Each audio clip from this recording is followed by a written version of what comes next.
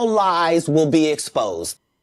All right, everybody, cheers and salutations. This is going to be a special Sunday brunch show with the aftermath of President Donald Trump ordering a strike into Iran, thus dragging us into Israel's conflict with.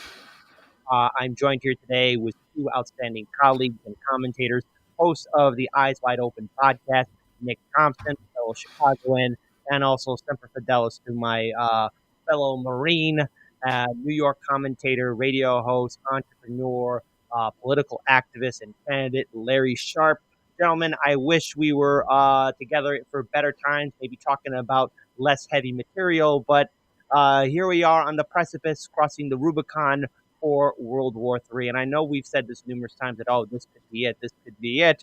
But this looks like a point of no return as Israel's war, not only the genocide in Gaza, but Lebanon, Syria, Yemen, and now this looks like a full-on hot war with Iran.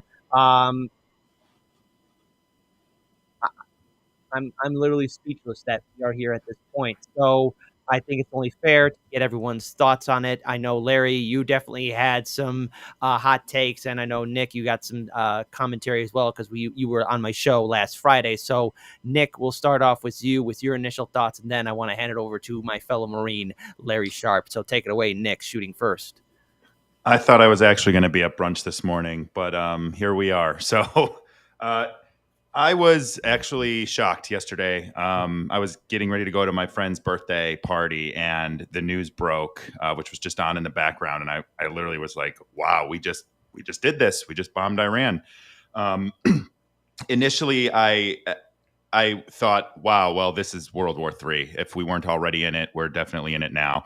I've seen all sorts of different commentary on the internet. I've listened to several different viewpoints already, including this could be, totally staged, and then they'll do some sort of strike back, and then we'll have peace talks. And if that's the case, great. But I have a feeling in my chest, which, I know we're not always talking about our feelings, but a feeling in my chest that this is going to be the start of a much bigger confrontation going on. This is completely unconstitutional. Trump should honestly just be impeached, in my view, and removed from office, because you can't attack another country with a suspicion and a preemptive strike according to our Constitution. So again, I'm shocked. I'm a little overwhelmed by the whole thing, but I just think that this is something we need to see our Congress step up and show their power. Yes. And by the way, I hope my microphone is a little bit better, 5x5. Hope everyone can hear me just well. But so there you go. All right, great. So as long as my microphone is being heard properly, good. Larry, take it away, my friend. I hear you, Lima Charlie. Absolutely. So look, I was actually doing my show last night. I was actually talking about men's issues, believe it or not, men leaving the workforce, not being able to join the military, men not having relationships, unhappy Americans. I was talking about all that stuff. And all of a sudden I get in my chat, oh, by the way, we just bombed Iran. What? Like, where does that come out of? So my show's titled like Men Are Leaving America or something like that. And all of a sudden it's like, now I'm half of the show, I'm talking about us bombing Iran. What drives me crazy about this is so many things. The first thing is, I don't think this is an immediate World War III at all. I think it's very similar to, it's like the spark that is now, going down before the bomb explodes. I do not think we're going to see anything crazy tomorrow. I don't see it. I think it's similar to, like maybe the Archduke Ferdinand being shot, right? The war started weeks later. That was the thing, but the war started weeks later. I think this is similar to that. I do not think we're going to see all of a sudden tomorrow massive invasions or even next week. I think this will be the thing that started, because what is going to happen is at one point someone is going to be vengeful, whether that's going to be Iran, whether that's going to be Israeli Mossad pretending to be Iran, whether that's going to be the Chinese trying to get some stuff started, whatever. That's going to happen. And when that happens, that's when we will say, see, we were always right. That's the reason. We're going to forget the fact that we bombed them. We're going to say, see, they attacked us. I told you. And if they had a bomb, they would have nuked us, which never would have happened, which is absolute garbage, would have never happened. But that's what we said. And that will get more Americans involved. Now, there's a good and a bad to this. The bad is, boy, Americans love getting behind war. We just do. That's number one. But the good thing is, we have places like this, Kit. I'm not trying to kiss your ass, but I'm just being very forward. Got places like this where we don't have the same one monolithic media to just march us off to war. We have a bunch of other people out there who are saying, no, this is not, don't believe the hype. It's not the thing. And if we get enough people do that, they will stop. Not because they care about us, but because they care about their seats. You mentioned it. Nick, you mentioned the idea of Congress. Congress will do nothing unless they fear losing their seats. That's all they care about. Nothing. Constitution, that's just gets in the way, right? They care about losing their. If they honestly believe, wait a minute, I might lose my seat. All of a sudden, they're gonna step up because they got morals. All of a sudden, that will be happening. But it's only because of that. And I wish I was wrong, but I think you all know I'm right on this one. So we are going to be talking about Representative Thomas Massie, who I think at this point, look, I have my criticism of all these congressmen and women, but at this point, you know, I'll take what I can get. I hope he is somewhat successful, and we're going to go on to that. But first, well, people don't like libertarians, except one thing I tell you when we like us, when it comes to anti-war, we stand our ground.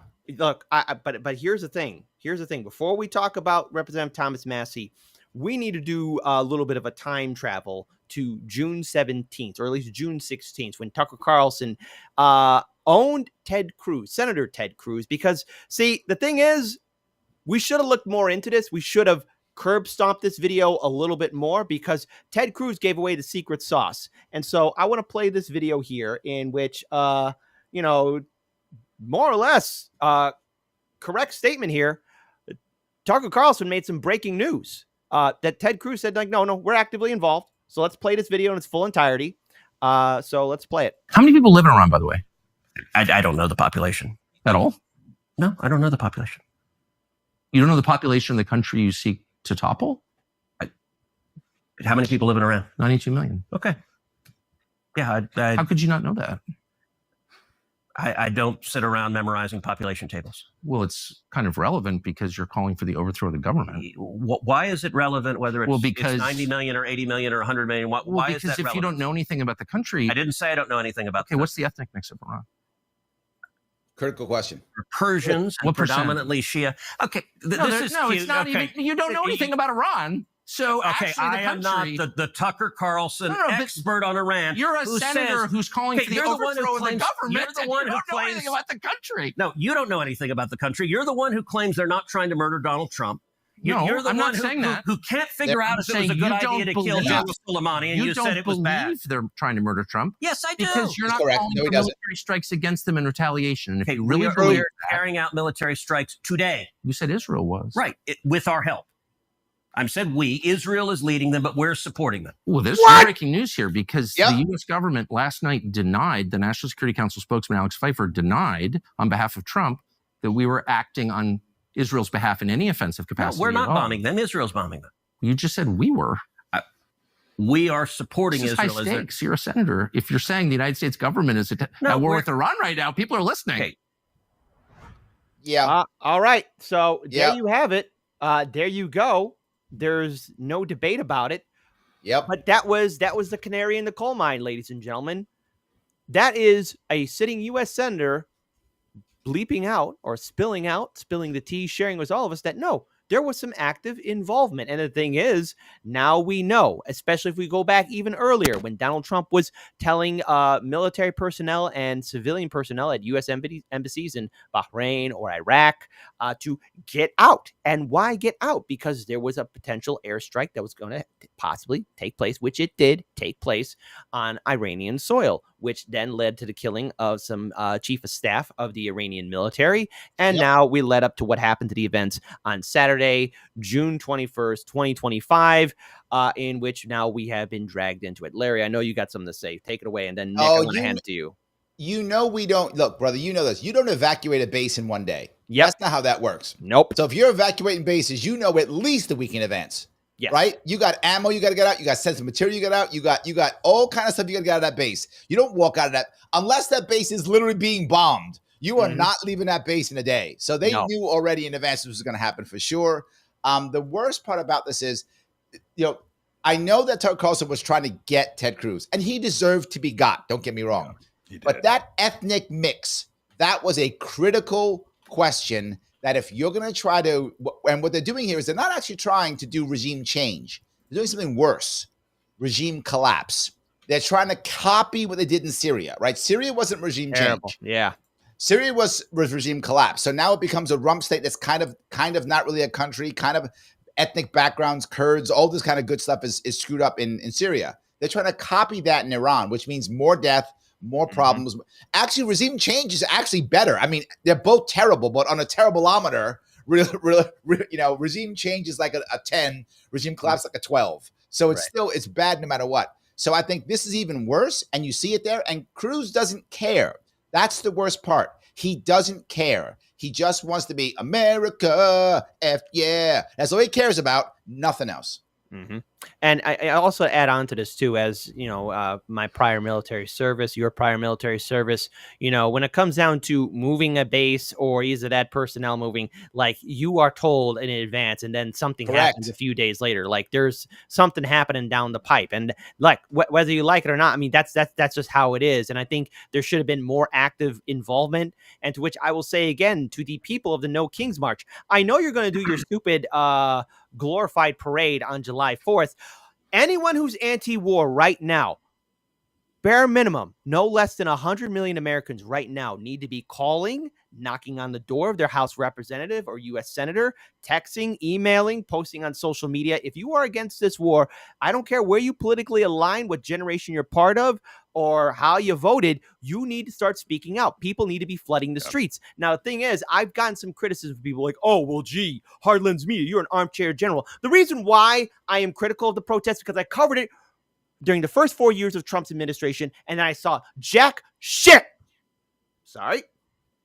That's why they're 4 years, for 4 years of the Biden years, okay? So the thing is, everyone needs to show up. Hey, if people start showing up, I will apologize on air. I will shut up.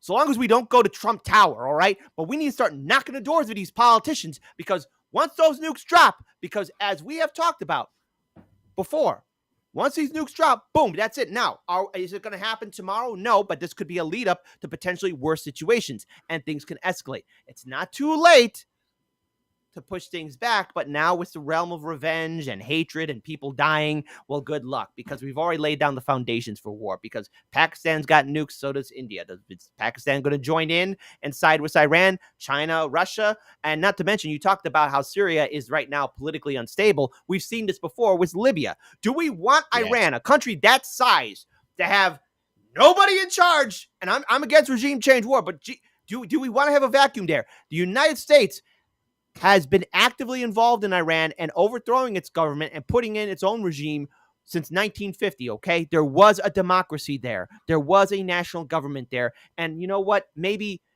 I'm okay with this, but if a republic, a national government, a democracy wants to say, hey, F you, we'll give you the terms of our oil, fine. I'd rather have that than the alternative, be it a crazy monarch or a religious government or use it at absolute anarchy.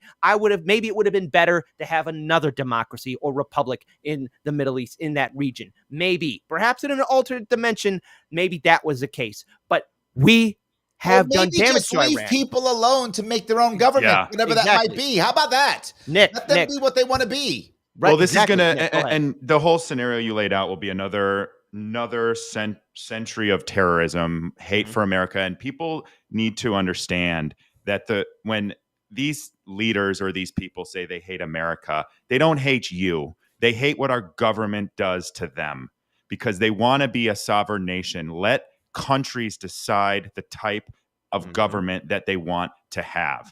We are not the world's police. We should not be conducting the regime change wars. We should not be participating in the dismantlement of the Middle East. We should not be doing any of this stuff.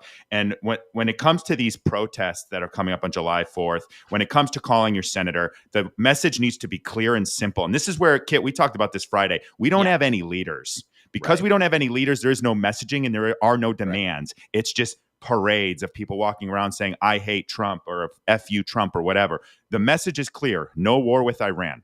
That's the message. No war with Iran. When you call your senators, when you send them emails, when you blow up their phones, which God, I hope everyone takes the initiative to do. No war with Iran, period. End of story. That's the message. Exactly. And look, folks, there's only one country in the world that has actively used these weapons, and that is the United States. And we dropped a bomb on Hiroshima and Nagasaki. Listen, the bombs that were dropped there are nothing in comparison to the weapons we have here as well, or even a small tactical nuke. I mean, these are devastating weapons. And times all the countries that have them. Exactly. And the thing is, why is it that there's such a panic about Iran? Because the thing is, Gaddafi, say whatever you will about him. I'm not going to make him a saint. I'm not going to make him a devil. But he did comply to the demands. And what was his reward? Absolute destruction and removal from his government, and in turn, Libya facing its crisis that is regime right collapse. Now. Regime collapse. And the thing Israel's Netanyahu literally calls it, let's give Iran the Libya plan. Mm-hmm. He literally says that. You're right, Kit. Yeah. And so now, of course, I played this on yesterday's live stream when I was joined with Keaton from Due Dissidence, but I want to play this video here as well. And this is Trump's full speech. So let's listen to the big-brained genius himself as he is potentially leading us into a conflict that we cannot get out of. Call your congressman and senator right now. Thank you very much. A short time ago, the U.S. military carried out massive precision strikes on the 3 key nuclear facilities in the Iranian regime, Fordow, Natanz, and Esfahan. Everybody heard those names for years as they built this horribly destructive enterprise. Our objective was the destruction of Iran's nuclear enrichment capacity and a stop to the nuclear threat posed by the world's #1 state sponsor of terror. Tonight, I can report to the world that the strikes were a spectacular military success. Iran's key nuclear enrichment facilities have been completely and totally obliterated. Iran, the bully of the Middle East, must now make peace. If they do not, future attacks will be far greater and a lot easier. For 40 years, Iran has been saying death to America, death to Israel. They have been killing our people, blowing off their arms, blowing off their legs with roadside bombs. That was their specialty. We lost over 1,000 people, and hundreds of thousands throughout the Middle East and around the world have died as a direct result of their hate. In particular, so many were killed by their general, Qasem Soleimani. I decided a long time ago that I would not let this happen. It will not continue. I want to thank and congratulate Prime Minister Bibi Netanyahu. We worked as a team like perhaps no team has ever worked before. No team. We've gone a long way to erasing this horrible threat to Israel. I want to thank the Israeli military for the wonderful job they've done. And most importantly, I want to congratulate the great American patriots who flew those magnificent machines tonight, and all of the United States military on an operation the likes of which the world has not seen in many, many decades. Jesus. Hopefully, we will no longer need their services in this capacity. I hope that's so. I also want to congratulate the chairman of the Joint Chiefs of Staff, General Dan Raisin-Kane, spectacular general, and all of the brilliant military minds involved in this attack. With all of that being said, this cannot continue. There will be either peace or there will be tragedy for Iran far greater than we have witnessed over the last 8 days. Remember, there are many targets left. Tonight's was the most difficult of them all, by far, and perhaps the most lethal. But if peace does not come quickly, we will go after those other targets with precision, speed, and skill. Most of them can be taken out in a matter of minutes. There's no military in the world that could have done what we did tonight, not even close. There has never been a military that could do what took place just a little while ago. Tomorrow, General Kane, Secretary of Defense, Pete Hegseth will have a press conference at 8 a.m. at the Pentagon. And I want to just thank everybody, and in particular, God. I want to just say we love you, God, and we love our great military. Protect them. Why are you dragging God bless God into this? the Middle East. God bless Israel, and God bless America. Thank you very much. Thank you. God Great, supports great. bombing, kid. Okay, Yes, get it right. yes. God supports. It's in Yes. the Bible somewhere. I remember thou Exactly. shalt bomb Muslims. I forgot. It's in there somewhere. I forgot. Is that like It's the 12th commandment. I think thou shalt bomb Muslims. I think something like yeah. So somewhere I think it's in Genesis, 2:11 or go. something like There we that, go. or John 3:16, stone cold. Look, first of all, when me and Keaton sat down and heard that live yesterday in front of so many people who were tuning in, and I know a lot of us in independent media were giving our commentary on this, but Jesus Christ.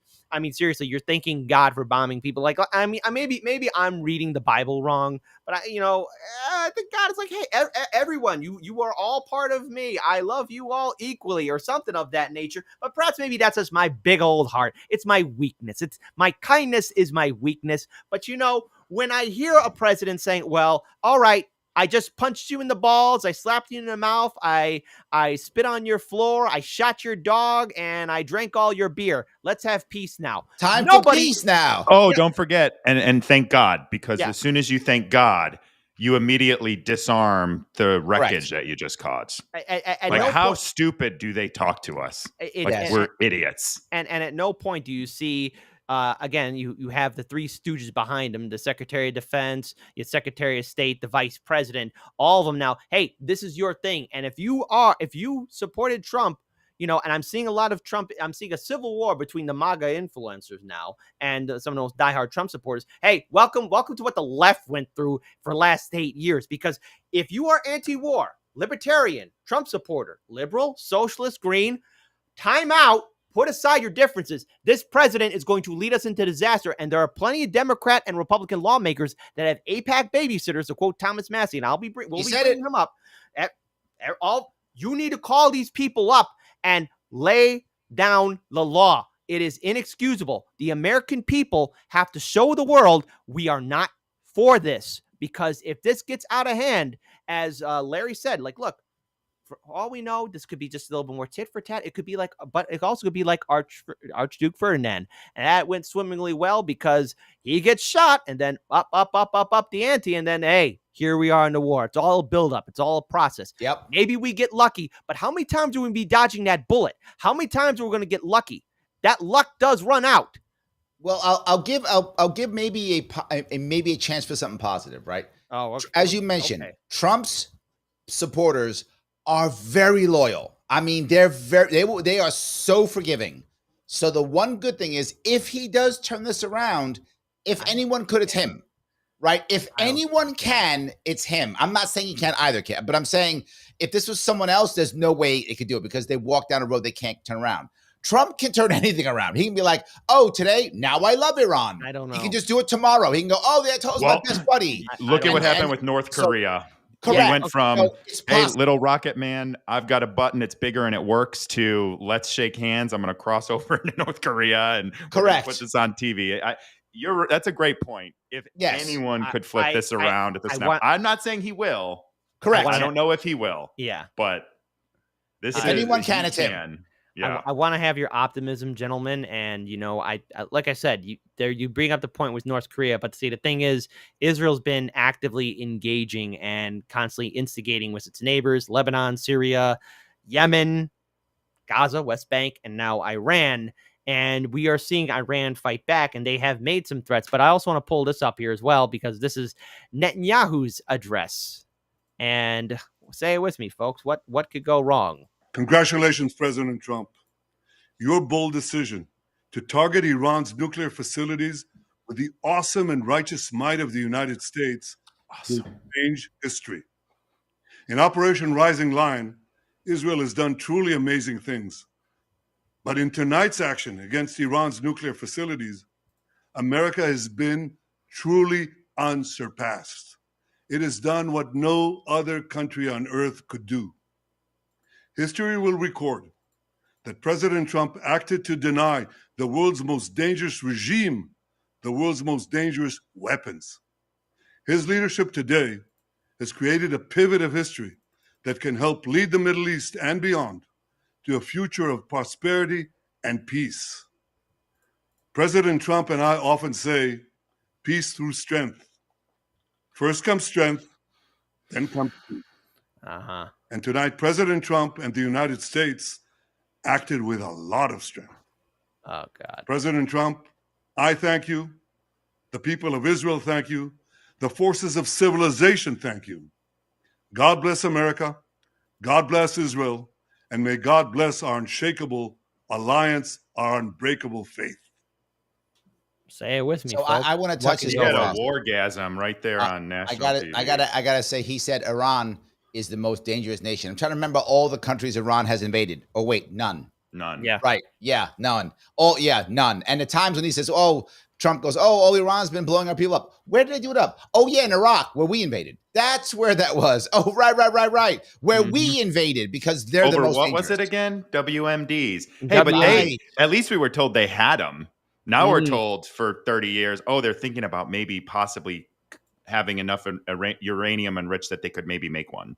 They might. Maybe. Possible. Maybe one day. Well, Maybe. here was my Even whole though point. our own intelligence says no. But here is my point. No matter, let's say it's true. Let's say they actually have it and they were going to go make the bomb, whatever. Okay. What gives us the right to bomb them? I would go back to, let's say all of a sudden Australia decides, hey, we're worried because of China, so we're going to get a bomb. Are we going to go, you may not have that, Australia? We're going to go, are we going to bomb Australia? Are we, or worse, are we going to go do targeted strikes and kill the military elites of Australia? Never. But they could do it. Australia has the money, the time, the energy. They could make a bomb if they wanted to. And they decided to. Are we going to stop them? No, we're not. What about if all of a sudden Singapore wanted to? Singapore has tons of money. They could buy one if they wanted to. Singapore decides, I want to make a bomb. Are we going to all of a sudden decide to bomb Singapore? Are we going to kill their military? No. So Norway has a massive sovereign fund, over $1 trillion. Norway has tons of space up north. They could physically make some bombs too. What if they get scared? What about Russia? So they're going to go make bombs. Are we going to bomb them? No. We only get to bomb Iran. Why? Because Muslim? Is that the reason? Because Israel? Is that the reason? Because I want a war and that's the one that works for me. Is that the reason? But none of them are good. And the thing is, it's also about another thing. And Donald Trump, hey, controversial statement here, folks. And I know it's going to trigger some people, but he's been the most transparent president we've ever had in U.S. history. During his first term, why are we in the Middle East, President Trump? And of course, I'm just giving a Cliff Note version of this that happened during his first term. We're there for the oil. He just said it. Any other president, Reagan, Bush Sr., Bill Clinton, Bush Jr., Barack Obama, and even senile old man Joe Biden would have gotten this correct, and even cackling Kamala as well. They would have said, we're there for liberty, freedom, international rights, democracy, all of that. That's the script you read. He went off and said, no, we're there for the oil. Like, that was it. Decades Wasn't of it Syria, too, where he was like, we should have taken the oil? Yes. It was the oil. It's that. And so when we look at Iran, wait, why are we involved in Iran? Why did we coup the government in the 1950s? Well, in the 1950s, after Truman's administration, General Dwight D. Eisenhower, let's get busy, baby, with the CIA, the British government, British intelligence, and American British oil companies worked together in the 1950s to remove the national government that was there and replace it with the Shah. Now, I know on social media, there's going to be people like, look at Iran before the Ayatollah took over. That's just one aspect. Okay. That was one aspect of the Shah's regime in the major metropolitan city. What about the rest of the country? What about where there's a lot of poverty? Now, listen, I don't know how I would react if I was in abject poverty. I don't know how I would be thinking mentally and emotionally if my government was screwing us over under a dictatorship and I literally had nothing. If somebody came around, and trust me, Anna, we all have our breaking points. That's why I say I'm not perfect. That's why I say I'm not a hero, because I don't know my limits. I don't know what they are. But if somebody came around with a strong man and said, hey, get up. You are no longer going to be like this. Hey, get up. We're going to get rid of those bastards. Hey, get up. Join us in this fight. Hey, you'll be surprised what people will do. And in this country where people are starving, where people are starving, where people have to choose between paying for medicine or paying bills or putting food on the table, hey, you'd be surprised how desperate people will react in an irrational situation. In an irrational situation, people have to make a rational decision for survival. And the thing is now, there's a reason why the Ayatollah government exists. There's a reason why it's there, a rhythm and rhyme, and we could thank our involvement in the 1950s. And now what, we want to do it all over again? This time, Iran is not Iraq. And they do have a military. They will fight back. And I'm not saying we'll lose, but hold the on, cost there's a and couple blood and things to treasury remember here. so much. Well, what's winning and what's losing is my question. Larry and then Nick. Larry and then Nick. 2 important pieces here. Number one, Iraq and Syria are created countries. We made them with drawing lines on a box. So that's why they weren't one united people. Correct. Yes, correct. Just made it. British government said, well, Iran is Persia. It is a multi-thousand millennial year old nation full of people who are proud. They're not just going to fall apart. They're not going to fall apart. It's not a thing. No matter what we do, they will fight. They fought against Alexander, right? I mean, they fought all the way through. They're not going to all of a sudden surrender. Iraq broke up because it wasn't a real country. We made it. Syria isn't a real country. We made it. Iran is a real country. It's been around for thousands of years. It's not the same. This is and not with succession plans. And correct. It's not some puppet leader. It's not some false leader. They have succession plans. They have everything that you need to continue to fight this battle. And they've already said that they're going to retaliate, which duh. And what you just heard with that Benjamin Netanyahu and Trump speeches right there is that we are now going into the mode where we're manufacturing consent for a longer war, because they're both coming out there and saying, now we're going to do peace. This was strong. There's strength through peace through strength, all of the buzzwords. And now when they retaliate, which by the way, would we retaliate if the US was bombed? Yep. Look at 9/11. That's all you need to see and all you need to remember. So what they're doing now is when Iran retaliates, which they have to do as a sovereign nation with 92 million people there, they have to do something. And then we're going to go into victim mode. And we're going to be like, look, good old US of A and Israel, like sitting here, like we were trying to be diplomatic. And then they killed Americans or bombed our military sites or whatever they end up, our embassy, whatever they end up doing, which is a natural retaliation to what we did yesterday. And then we're going to go into, well, look at how horrible they are. They're bad people, and we've got to go into a full-scale war. And terrorism. You always throw the terrorism around so that you don't have to go through Congress. Go ahead, Larry. Go ahead. Take it away. My worry here, though, is when imagine if, say, we decided, America decides we're going to build the Star Wars project that shoots down missiles. So we're going to build this thing out. And the Chinese go, well, that's unfair, because if you have this thing here, that means you can nuke us and we can't nuke you. So that makes you dangerous. So the Chinese and the Russians get together and they decide to bomb our Star Wars plants. Right, they bomb American Star Wars plants that are currently going to be in, say, Colorado or something. Right? So they're going and they bomb, and then we're going to go to war. And they go, we can't go to war. We're not at war with you. We just bombed your plants. That's not war. You guys have to be okay with that. There is no way that would work in reverse. No logic. Literally, they would be murdering our scientists, and they go, don't be mad at us, America. Let's have peace now. All we did was bomb your Star Wars site. We didn't bomb you. It's different. It's insanity. And look, and bringing it down to a smaller scale, look, hey, I'm going to talk about Chicago, okay? When it comes down to police versus the gangs and criminal activities, when a gangbanger or somebody shoots a cop, oh my goodness, it's on. It is on. There's no negotiation. And when the various groups of criminality face off against each other, like taking territory or taking out one of their soldiers or lieutenants or captains, there's going to be a retaliation. It's like literally, I have no choice. It's like that episode of Simpsons where Nelson is tricked by Lisa to punch Drederick Tatum, which is the Mike Tyson version. Oh, says, yes. I'm sorry, I'm punching you. I'm sorry, I'm punching you. And what does Tatum say? Well, you give me little recourse not to. And he has to pull up his sleeves and he's going to punch Nelson. I mean, yes, it's adding a little bit of humor with a potential World War III around the horizon. But at what point does Iran not have a choice? And this is something also other people need to realize, at least as it stands. And I've been trying to find the article right now, and I apologize, I don't have it before me. But the Ayatollah has even told his military, like, in case anything happens to me, you guys got to be in charge. Like, there is a succession plan in case the religious leader, government or president is removed. There is going to be at least a line of how things are done. Now, we all know how intelligence agencies work, CIA, Mossad, all of that. They're going to probably try and cut off the head. Even then, if you don't think the people are not going to remember or the people won't retaliate, that's their country. That's their backyard.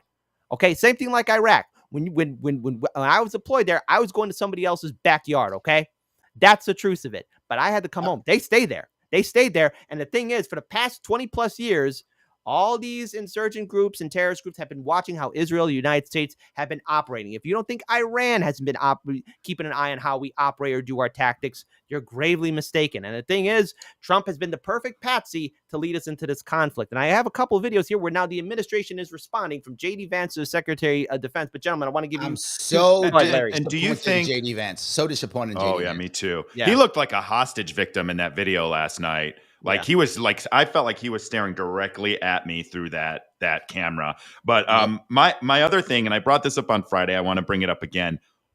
Does anyone here think we have a plan for those 92 million people when we cut the head off? No, we didn't have one for Iraq. No, we didn't have one. No. We didn't have one. What's going to happen? Like, I want people to think about that, because I'm literally, I posted this on Instagram. I'm encouraging everyone to call their representatives. Mm-hmm. Okay. There's no war with Iran. That's the message. What do we do with those 92 million people? Mm-hmm. Exactly. And the thing is, let's actually say that again, because Larry and Nick, I know you guys got your programs. If you want to clip this part and say, hey, what do we do? Like, call up your congressman and woman. Like, clip this, everyone. Share it on social media. Clip this and call your congressman and woman right now. It is inexcusable. Look, however which way you feel, I don't want to be vaporized by atomic fire. There's things I want to do still. But if we are being led into this, now everything's on the table. So call your congressman and woman. But let's go ahead and pull up Mr. J.D. Vance, Vice President of these United States, and whether or not, how he's going to be reacting or all of this. So J.D. Vance on whether the U.S. supports Israel assassinating Iran's leader. So, hey, what could go wrong? After an Iranian missile struck a hospital in Israel this week, Israel's defense minister said the Ayatollah, quote, can no longer be allowed to exist. Does the United States support Israel killing Iran's leader? Well, look, that's up to the Israelis, but our view has been very clear that we don't change. That's right. Let's YouTube rewind. Well, look, that's up to the Israelis, but our view is... Isn't it up to us? No, clearly not, kid. Doesn't he know that we fund them with everything? They have nothing without us. It is up to us. Yeah, exactly. It is up to us. Last I checked, aren't we the Roman Empire?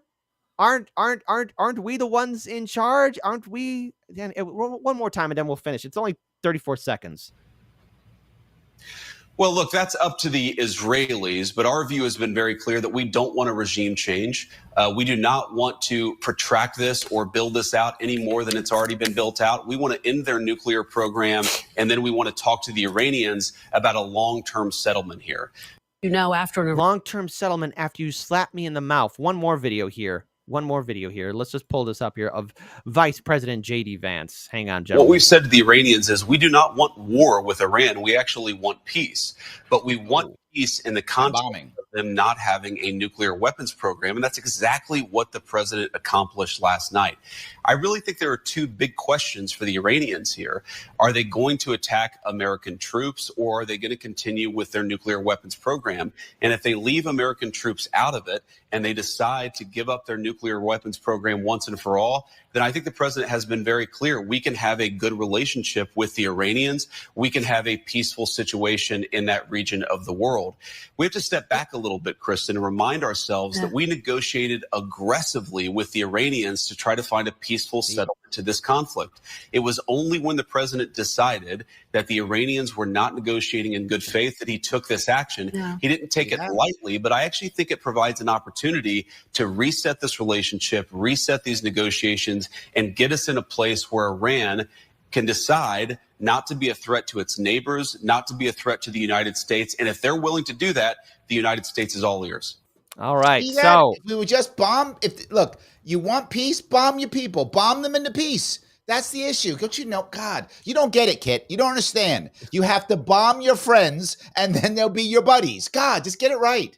Oh yeah, of course. And the thing is, looking at this entire situation and seeing the people suffer, seeing what's going to happen is just remember we're going to be paying for this war, ladies and gentlemen. We are going to be stuck with the bill, and guess who's going to be fighting it? Because it'll be boots on the ground. It'll be your sons and daughters. Okay, right now, we have fighter jets and bombers doing the long-term strikes, but now what are we looking at? A full-term invasion? I mean, how are we going to pull this off? Where are we going to stage troops? In Iraq, across the Iraq-Iranian border? Just a little bit of a head. Let me touch a little bit, if we could here. You got to realize what Trump said was unconditional surrender, which was insanely stupid. Yeah. And he said that he might, but not yet, kill the Ayatollah. Both of those are insanely dumb, because what you've just said is if you surrender, your nation will not exist anymore as it is. Unconditional surrender means occupation. The last time we've done that was Japan and Germany, and in both cases, it was occupation. Are you going to accept occupation? Now, Israelis don't have the bodies or the time or the money to occupy. They physically cannot. There just aren't enough of them to do so. Their economy will go under. Their reserve army, which means their army is filled with people who should be working. They don't have a massive standing army, right? So if they're occupying, correct. If they're occupying Iran for 10 years, their system collapses. We have a standing army, so we can actually occupy them if we want to, which means who's going to occupy them? Us. How well is that going to go? Let's see. Iraq, that didn't go well. Afghanistan, nope. 20 years in Afghanistan to replace the Taliban with a better armed Taliban. So now we're going to do the same thing. What a disaster. I can't, my problem here is with this is I don't think we're going to occupy or invade. I don't think we are or can. I think we're just going to keep bombing and make it Syria, which means who's going to actually grow? It will probably be either Pakistanis or Russians or, believe it or not, Turks, maybe even Kurds. The Turks might push the Kurds into Iran. I can see that happening too. All right. Are those, again, 92 million Iranians going to accept an occupation? This is it's ludicrous. It's a much, much, much larger country. I don't know exactly how much bigger it is than Iraq or Afghanistan, but multiple times over. Three times the size. And we're going to go here. But Afghanistan has about 40 million people, give or take. Iraq has about, I think, 30 million, I think, if I'm not correct, 30 or 40 million. Afghanistan has about 40 million. So, so Iran is twice the size of either of those. I mean, it's about the same population of Turkey, about the same population. They're about 80, 90 million each. Israel doesn't even have, 10 million, 8 million, something like that, 9 million. They're nowhere near close to that. And of course, Iran's also heavily mountainous, which makes it even harder. I'm sorry, I didn't mean to interrupt. Right.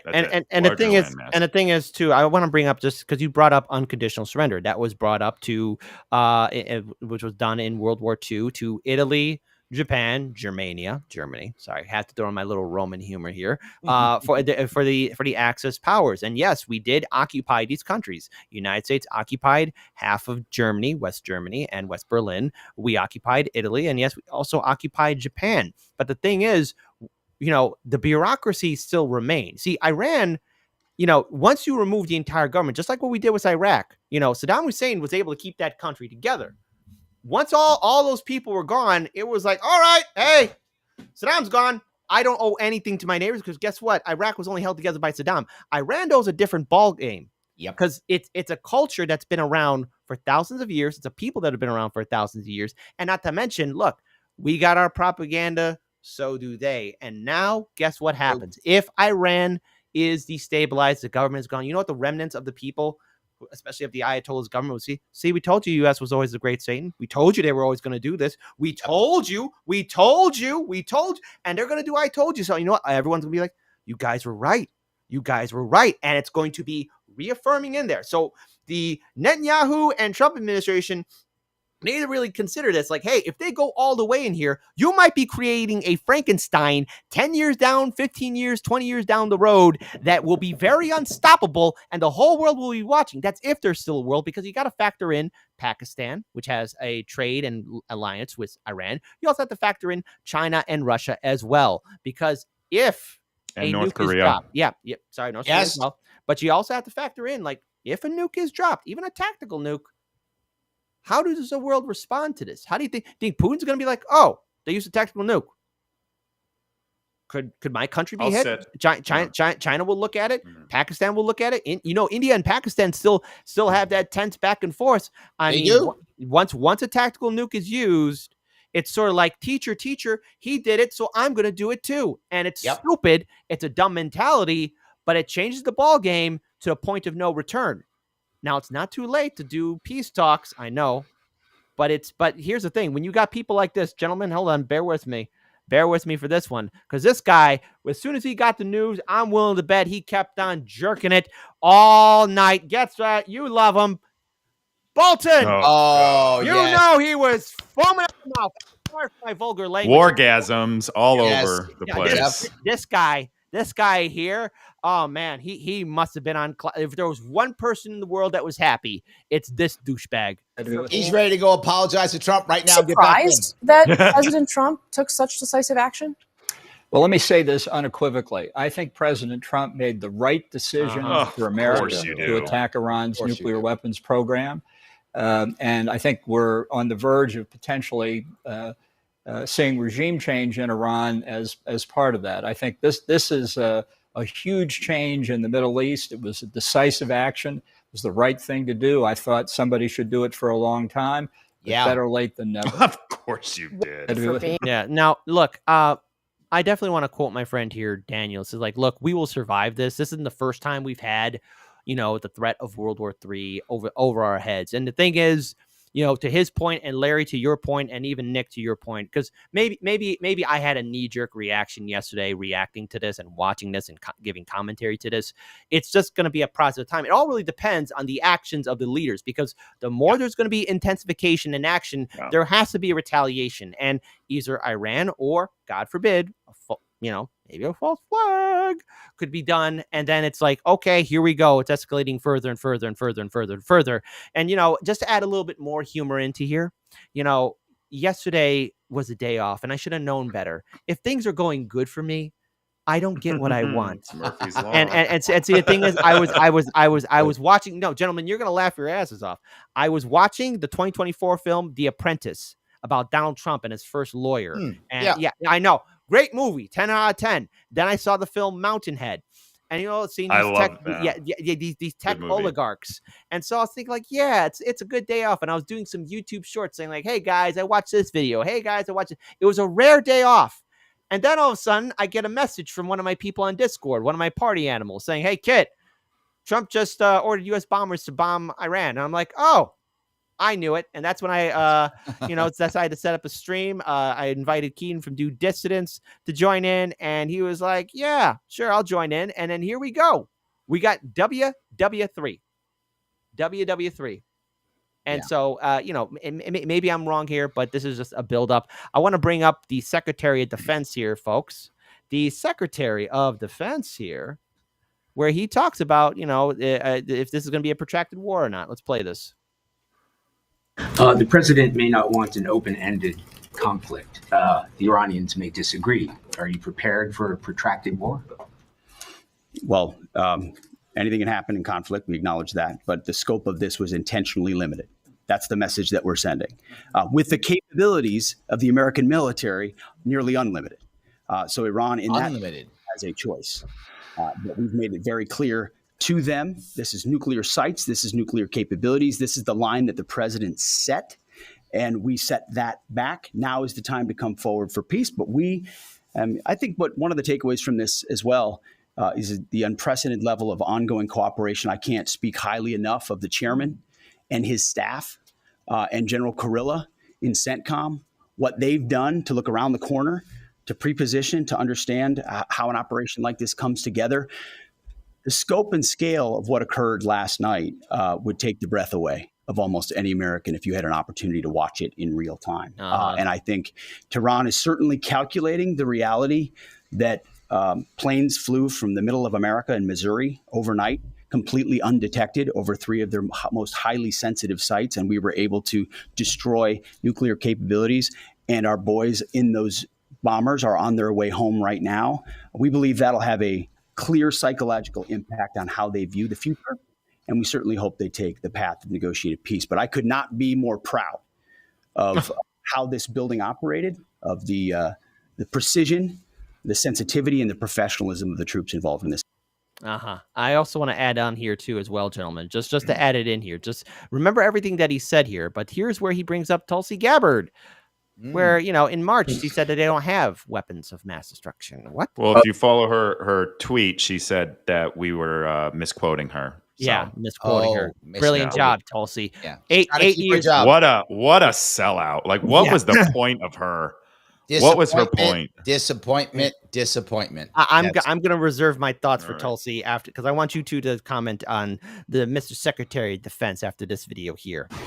Mr. Secretary, concerning the justification for these strikes, in March, the Office of the Director of National Intelligence released their threat assessment, concluding, quote, Iran is not building a nuclear weapon, and Khamenei has not authorized the nuclear programs he suspended in 2003, unquote. So what new intelligence does the U.S. have since then that the Iranians have changed their position on nuclear weapons?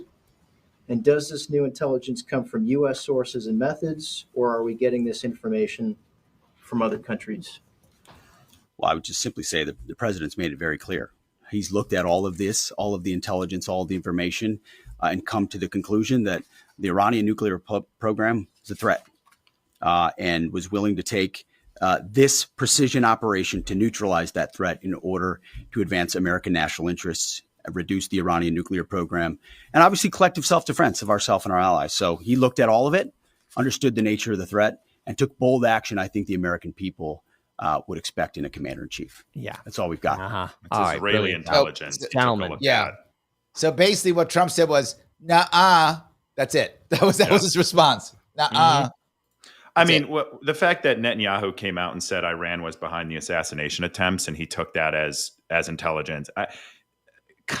Trump is, I think he has instincts that are skeptical and anti-intervention, anti-war. But man, like, to see him get duped this way, it is alarming that anyone could be this obviously duped into believing. I mean, I'm just like, I have no words. I think when I'm going to do a couple pieces here if I could. Number one, I'm not surprised with Hegseth at all. That's right in line, makes total sense. No surprise with John Bolton whatsoever. I'm disappointed in Vance. I'm disappointed in Gabbard because both of them actually don't believe this, but they're falling into like the first term Trump people who are like, but I gotta just stay in because I gotta hold on. They decided correct. They decided in their own mind that if they sell out now, they'll be able to do something good later. I mean, they're wrong, and that's delusional. But I think they honestly believe. I think J.D. Vance and Tulsi Gabbard honestly believe if I just hold on to my job and I just sell out now, I'll be able to fix things. They're wrong. It never works. But I think that's where they are right now. And but how does that Tulsi Gabbard? Sorry, Kit, go ahead. Sorry, because I'll let you go. But see, because here's when I communicate with my colleagues in independent media, I call, I pick up the phone, ring, because emails, texting, all that kind of bull doesn't make any sense whatsoever, because it's like, I when it comes down to this is like, hey, did you see this? Did you see this? When I talk to viewers, when I talk to people, family, that phone call, and what I'm getting right now is like, hey, did you see this about Tulsi? Did you see this about Tulsi? And I'm like, Tulsi Gabbard, my goodness. Like, here's the thing. When she was being smeared in 2019, when she was running for the primary, I mean, a lot of those attacks were false and wrong, but it's like, that's the reason why we spoke out, and that's the reason why we talked about it.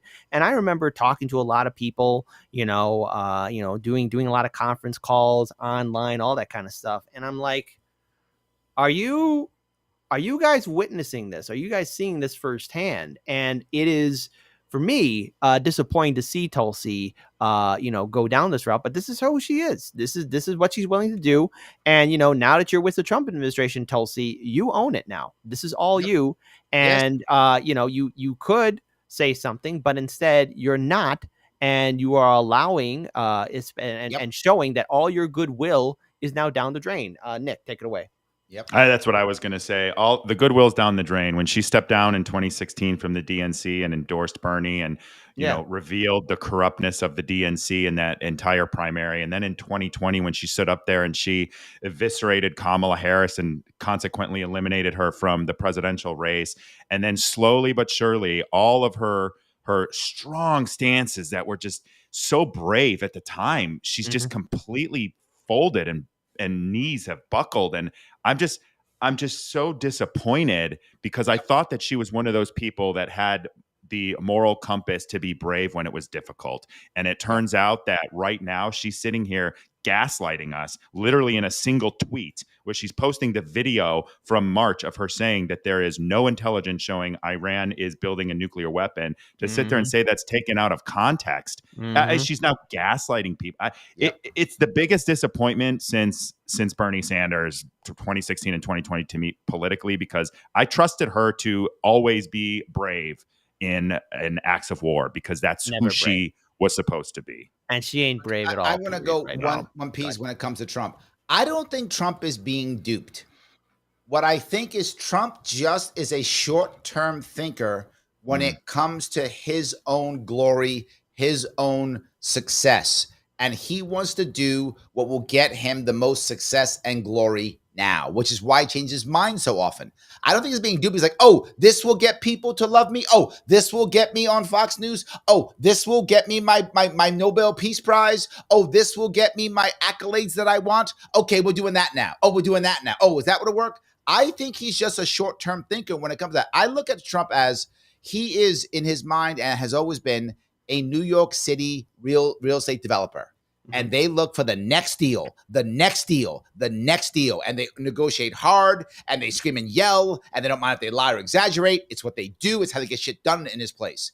And I think that's where his head is. I don't think he's being, I mean, look, I don't know him, but my gut says he's not being duped. He's just like, what gets me what I want now?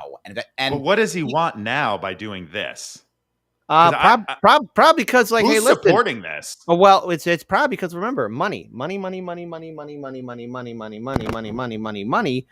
is the issue, and the thing is, he's the perfect patsy for this war to continue on. Now, Biden would have gone along with it too, Kamala too as well, because they all said that Iran was a problem. So, but Trump, make no mistake, this is Trump's issue, but it would have been who's ever, because I want to be clear about that too. Like this is the war machine. This is the deep state. This is the military industrial complex at work here. This is not one erratic Trump action here. Where do you see is Thune all of a sudden mad and whatever? Is Schumer mad? Is Hakeem Jeffries mad? Is Mike Johnson mad? None of the leadership in Congress is pissed. They're all like, well, what are you gonna do? You got a bomb. That's so they're not mad. They're not they'll call him presidential again, just like they did in 2016 when he dropped the mother of all bombs, or 2017, whenever that was. Exactly. But now here's the thing. So you heard from the vice president, you heard from the secretary of defense, but here it is breaking this morning. I want to give a huge shout out to my viewers and subscribers for sending this to me. This is from Hotspot again, but shout out to them. This is Secretary of State Marco Rubio, who goes, quote, "This is not a war against Iran. If they retaliate, it'll be the worst mistake they've ever made." So in other words, we could slap you in the mouth and that's it. But you slap us back, oh, then it's war. No, we're not. This is not a war against Iran. This is very simple. 67 days ago, the president of the United States sent the Iranians a letter, and it said, you're not going to have nuclear weapons. You're not going to have a militarized nuclear program. Let's negotiate. I want to do this diplomatically. I want to do this peacefully. They tried to play him along the way they've played every American president for the last 35 years. And, the president told them, if we don't get a deal, which is what he wanted, then I'll have to handle it differently. And that's what he did last night. He handled it differently. But that was an Iranian choice. We didn't make that choice. They did. By playing games with Donald Trump, they made a huge mistake. And President Trump acted last night. And I think the world today is safer and more stable than it was 24 hours ago. And a bunch of these countries putting out statements condemning us privately, they all agree with us that this needed to be done. They got to do what they got to do for their own public relations purposes. But the only people in the world that are unhappy about what happened in Iran last night is the regime in Iran. Have you heard from anyone in Iran, and are you expecting retaliation? Well, if they retaliate, it'll be the worst mistake they've ever made. Look, we can fly in and out of Iran at will. We went in last night. The president sent our military forces from halfway across the world, went in, conducted this operation, left. Not a shot was fired against us. They didn't even know what had happened. By the time we left, the planes were out of their airspace before they finally started realizing they'd been hit. So it would be a terrible mistake if Iran retaliates. But that's not our goal. We are not declaring war on Iran. We're not looking for war on Iran. But if they attack us, then I think we have capabilities they haven't even seen yet. It would be a terrible mistake on their part. And frankly, it's not what we hope for or wish. What we want now is to ensure that Iran never has nuclear weapons. If what they want is a civil nuclear program where they have power plants, if that's what they wanted, but then again, it still doesn't seem to be good enough. Plants like a lot of other countries in the world have. They can do that. That's the deal that's been offered to them. They rejected it. They played us. They tried to play us, I should say. They wouldn't respond. We decide what you get in your country. We decide what you get in your country, and we openly do it. And we'll fly in your airspace whenever we want. At will. We're not an empire. Stop calling us empire. And we will do whatever we want whenever we say so. You will do as we say. You will build what we tell you to build, and you can't stop. And we're not an empire. Stop saying that. Yes, and Star Wars, we're the Empire. We're not the rebels. No, exactly. And so, as Jimmy Dore says, we're the world's terrorists. Correct. And the thing is, as we have this here, I got another video here where why would Iran agree to any peace deal? Where again, CBS asked, why would Iran agree to any peace deal if the U.S. has already pulled out of one, and they had, as President did in 2018, only now to launch more surprise attacks. I want to pull up this video here, gentlemen. We're being bombarded with so much gold here, pure gold here, and it's the whole world is going mad. God, what happened to the soul of little Marco? Agree to any peace deal if the United States has already pulled out of one that they had, as President Trump did in 2018, and now has launched 2 surprise attacks. Both Israel and the United States have done so. There is such a massive trust deficit there. How could you possibly come but the trust deficit started with Iran. I know. Well, the trust deficit, the ones that shouldn't be trusted are the Iranians, because they're the ones that sponsor terrorism. Did they forewarn us before they blew up the embassy in Lebanon and killed over 200 American servicemen? Did they forewarn us before they built IEDs and Reagan left arms off of American servicemen in Iraq? I mean, these are the people that are doing this forever. They're the ones that no one should trust. They're the ones that have lied about their nuclear program. But they're the ones that have hidden things from the international organisms. But that sounds like we're headed towards regime change, where the desire to get these people out of power. No.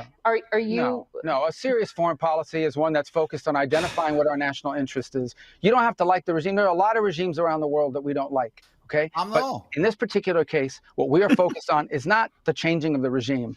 Okay, that's up to the Iranian people if they want to do that, but that's not what we're focused on. Our national interest is about one thing, and that is Iran not getting anywhere near the capability to weaponize and have nuclear weapons. They're not going to get anywhere near that capability. The president has made that clear from day one. Our preference for solving that problem, that very specific problem, is through diplomacy. We've said that. We've given it every opportunity. They played games. They tried delay tactics. They're trying delay tactics now on the Europeans because of. I want us to say we literally used bad faith negotiations to do a sneak attack, like we're like children on the playground. Bad faith negotiations to sneak attack them, and they're the ones acting. Yeah. What we've just done is we have guaranteed that they will get the bomb. We have within 2 years they will have the bomb, because it doesn't matter. This is the problem with when the regime. If Marco's right and the Rubio and the regime collapses, whoever takes over is going to say, "I don't want this shit to happen to me," and the only way I stop that is by getting a bomb, because everyone who doesn't get a bomb gets toppled. When I have a bomb, I don't get toppled. North Korea is doing just fine, right? But Iraq, gone.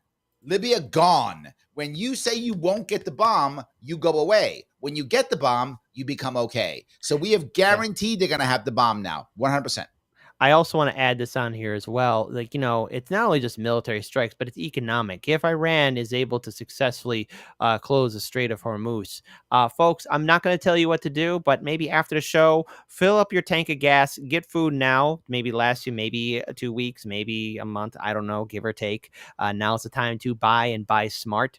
Get yourself some water, get yourself plenty of, necessary accoutrements, because the prices are going to go up, up if the Strait of Hormuz is shut down and the Iranian Navy is able to pull it off. No, now, yes, the U.S. Trump military told us he's going to lower the prices. That can't be true. Come on. Now. Yeah, and the thing is, folks, the U.S. relies on a lot of imports and exports. Obviously we import stuff. We export a lot of stuff out, but we also have a lot of stuff imported in as well. And if we're not careful, if we're not smart, this is going to hurt every single American, which is why, again, I urge no less than 100 million Americans right now need to call their congressman and woman. So that's what we have to do. I also want to pull this up here. This is an article from The Hill. The 5 takeaways. Oops. Sorry about that. That was me. The 5 takeaways from the U.S. entering into this war. Case in point right here. Let's look at this. First of all, U.S. bombs, missile strikes 3 nuclear sites. So Trump posted on Truth Social, hey, hitting these with 6 bunker buster bombs and 30 Tomahawk missiles that were fired at Natanz and Isfahan. All right. Then also lawmakers divided. Yes, Representative Thomas Massie, and we'll be talking about him in a little bit. Probably the only one with the balls enough to really stand up against this madness, where U.S. troops are more vulnerable. Some 40,000 U.S. service members are spread across the Middle East, Syria, Iraq, Jordan, Kuwait, Bahrain, Qatar, United Arab Emirates. Again, these are all hot targets that Iran could hit. And of course, Iran has promised retaliation. Trump jumps the gun on the 2-week timeline. So these strikes happen before the 2-week timeline. And what happens next? Well, war. That's what could happen next. And our utter devastation. Nick, I know you wanted to add in something. Go ahead, Nick. No, I added it already. I just, it's very clear. We're just setting up manufacturing consent. That's what we're doing. There's going to be some next step, and they're going to have to do something, and we're going to have to do something, and we're going to sit here and say, oh, we're trying to be the good guys. And it's just a clear path. We've seen it 1,000 times. And the timing is critical. And I've been bringing this up on my show a lot. The Ukraine-Russia war is critical in this. And the reason is when the Ukraine-Russia war ends, there's going to be tens of thousands of bloody troops and tens of thousands of drone operators and drones available to go someplace. Mm-hmm. And Israel wants to make sure that they go to Africa and they don't go to Syria. They don't go to Iran. So as long as that war is going on, that's how Israel can strike. The timing is perfect for Israel now because Russia can't afford to defend Syria. They can't do it. And the negotiations, China tried to make negotiations between Iran and Saudi Arabia recently. Earlier this year, tried very much to make this happen. And they have been unable to make it happen. It hasn't worked. Their relationships are better, but they haven't gotten that together at all. It hasn't worked. China's going to be able to do very well here. My biggest worry, though, to your point, is there has to be manufacturer consent, which is what happens, what's the thing that pops it. And what I brought up on my show last week was, as you know this, Kit, they're sending three carrier fleets into this area. The amount of power in one carrier fleet is insane, and they're sending 3 all to that area. And the most important piece of that, though, is the one of them they're sending, and they mentioned this specifically, was the Nimitz. Why does that matter? The Nimitz is our oldest carrier. Our flagship. And it's over 50 years old. It's supposed to be decommissioned next year. That's the perfect one to have an accident. That's the perfect USS Maine, Lusitania, right? Gulf of Tonkin. That is USS Liberty. That is the perfect one for that because it's gone next year anyway. It's on its 50 years. It's the perfect one. That's my word. Why do you send the Nimitz, the oldest one? Well, and so I also want to pull this up here too. It's sort of like reminiscent, and heaven forbid anything happens to the Nimitz, but it just kind of reminds me of the USS Missouri, which was our last battleship. Yes, that's right. What was its last active service? It was done during the I think it was decommissioned in 1992. The first Gulf War. Yeah, during the first Gulf War, and that was its last. That's when I was big showdown, and it's the last big shindig.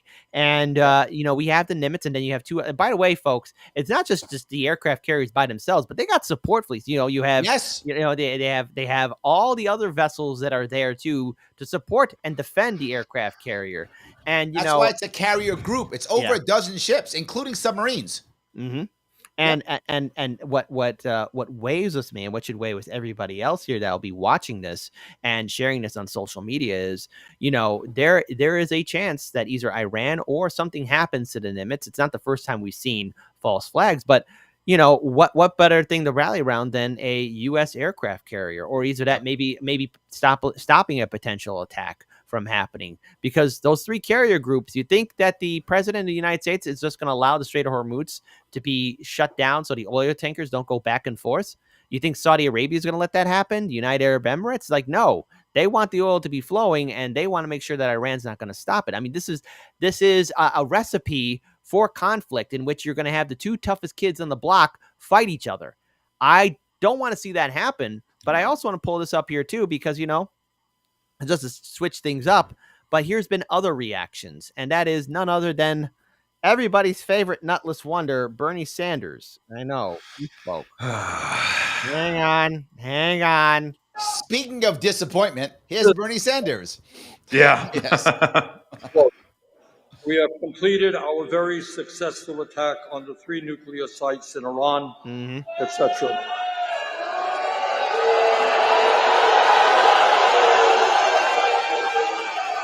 End this madness.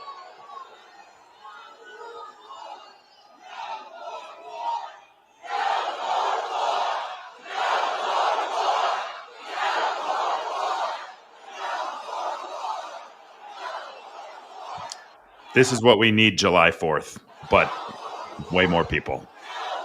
I agree.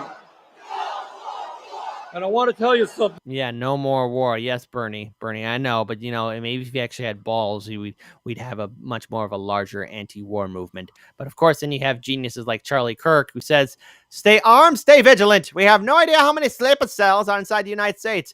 It's an unforgivable weakness Biden left this country with. Stay alert and Biden's pray." Well, okay, look. Yeah. Biden did a lot of stupid things here, but what's really stupid is like going to war with Iran, just like how he was dumb enough to allow the Ukraine war to intensify and get out of control. Yep. Brilliant job. Or is that letting the war in Gaza get out of control? Yep. All right. So Trump, this is now all you. This is all on Trump now, gentlemen. Bernie, he'll find a way to blame Biden. He will find a way to blame Biden. Yes. It's like that one interview he did. The good parts of the economy are me. The bad parts of the economy are still from Biden. Yeah. At least he was honest. He said it, right? Everything that's bad is Biden and as good as mine. I exactly correct. Look, the piece I want to bring up here though is, look, you can blame Biden for Ukraine. You can blame Biden for Gaza. 100%. This one's Trump's. He did not have to do this. This one is Trump's. He did not have to do this no matter what. And the worst part is Trump overpromised. And I said it year long. He was like, we're going to end all the wars in 5 minutes. And the thing that he didn't get is, to your earlier point, Nick, this is the military-industrial complex. There's a lot of money involved in this. There's a lot of grift involved in this. There is millions upon millions of dollars of grift involved in this. They want to rebuild, repay, all these things. There's lots of it. You don't just, again, just in Afghanistan, over $2 trillion was grifted just in Afghanistan in 20 years. You don't just let $2 trillion go away. That's worth some people dying over. I know it sounds horrible, but I think we know it's true. Yeah. I also want to say here as well that, if we're going to go ahead and get reactions for people being anti-war or is it at blaming Biden, I think it's also important we do a little bit of a time travel as well. That's right. We're going to time travel some more to this wonderful Coca-Cola flashback from 2016. Mr. President, what'd you say? Obviously, the war in Iraq was a big, fat mistake. All right? True. Now, you can take it any way you want. And it took Jeb Bush, if you remember at the beginning of his announcement, when he announced for president, took him 5 days. He went back. It was a mistake. It wasn't a mistake. Took him 5 days before his people told him what to say. And he ultimately said it was a mistake. The war in Iraq, we spent $2 trillion, thousands of lives. Yep. Don't even have it. Iran is taking over Iraq with the second largest oil reserves in the world. True. Obviously, it was a mistake. So George Bush made a mistake. We can make mistakes, but that one was a beauty. We should have never been in Iraq. We have destabilized the Middle East. But so you still think he should be impeached? I think it's my turn, isn't it? Yeah, exactly. So that was Trump.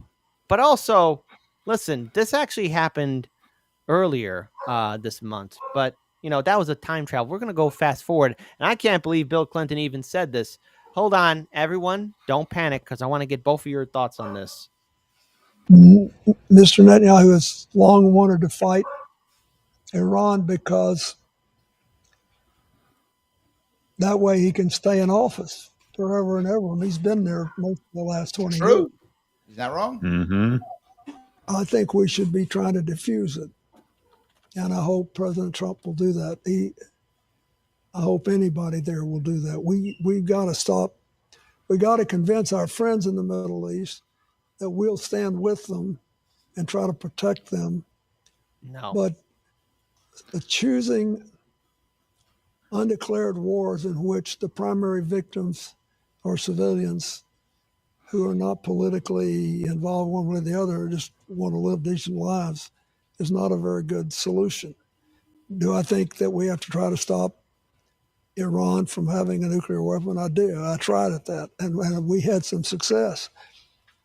But we don't have to have all this outright, constant killing of civilians who can't defend themselves, and they just want a chance to live. Exactly. Who let Bill out? I know. Who did? And of course. And let him speak the truth. And by the way, I just want to say this here for Misty, Comrade Misty is Putin's buddy, Misty, who is also a co-host on the Due Dissidence platform. I'll just leave this here. Y'all got played. We are building the biggest, broadest coalition in American political history that includes record-breaking numbers of Arab and Muslim voters in Michigan who want peace. They know Kamala and her warmonger cabinet will invade the Middle East, get millions of Muslims killed, and start WW3. Vote Twump and bring back peace. This came out November 4th. 2024, 30 million views. That's not going to happen. Whoever said that's going to happen, you've been lied to. Yeah. And by the way, CNN is having a top spokesperson from the Iranian Foreign Ministry interview. I'm watching it, the live updates here, and basically acknowledging that Trump and Netanyahu have been coordinated from the beginning, and that the U.S. bears responsibility for what comes next. Mm-hmm. So. All I'm going to say is the stage is set. The playbook has been played. Netanyahu, nothing but kudos to him for working his magic. This dude was about to be put in jail for his corruption. I'm not joking. He was about to be put in jail for his own corruption in Israel, and now he's the hero of heroes. I'm like, God damn, well done. You went from about to go to jail to they're going to start making statues of you. And he's the leader of the world empire. Yeah, and he controls America on top of it. I mean, God, what did he do? Well done. I mean, that's amazing. Good for you, man. I wish I had that kind of skill set. I'm a little jelly. I'm a little jelly. I also want to add on here for people who are watching this. This is where we have to make the bold effort. I'm going to keep saying this again. Clip this. Call your congressman or woman right now. It is inexcusable, but also be sure to fill up your gas tank and get some food, okay? Because if things get out of hand, and most likely they could, again, I don't want to do fear-mongering here, but take every precaution necessary to protect yourself and the people you love, because I don't see the United States getting out of this anytime soon, and I don't see Iran not doing any kind of retaliatory strikes. I mean, it is inevitable. I will be shocked and surprised if Iran chooses not to, because if Iran chooses not to, that's an invite for, oh, please spit in my face again. Or if you remember watching The Walking Dead, where they ran across Negan, and Negan was screwing around with Rick and his team. There's one infamous quote, but I'll censor it here for YouTube, where Negan said to Rick, "I just put my wang bone down your throat and you said thank you." Nobody stands for that, okay? If Iran allows itself to get slapped around like that, that means it gets slapped around again and again and again and again and again. It causes more instability. So no matter what, we are at a point of no return. Where is the rest of the global community calling for immediate ceasefire? All of Europe, Russia, China, everyone across the world needs to start screaming this from the rooftop, because we have been dragged into this. And look, I want to bring up Thomas Massie here. I'm waiting for. Hey, hold on before. If you listen to, let me touch those two pieces you just brought up. Right, China and Russia want this to happen. I'm be very clear. Russia is happy this is happening, because if anything happens in the Straits of Hormuz, that their oil prices go up, and they want that. Russia wants oil prices as high as possible, because that's what their economy is based on, and that's how they're funding their war in Ukraine.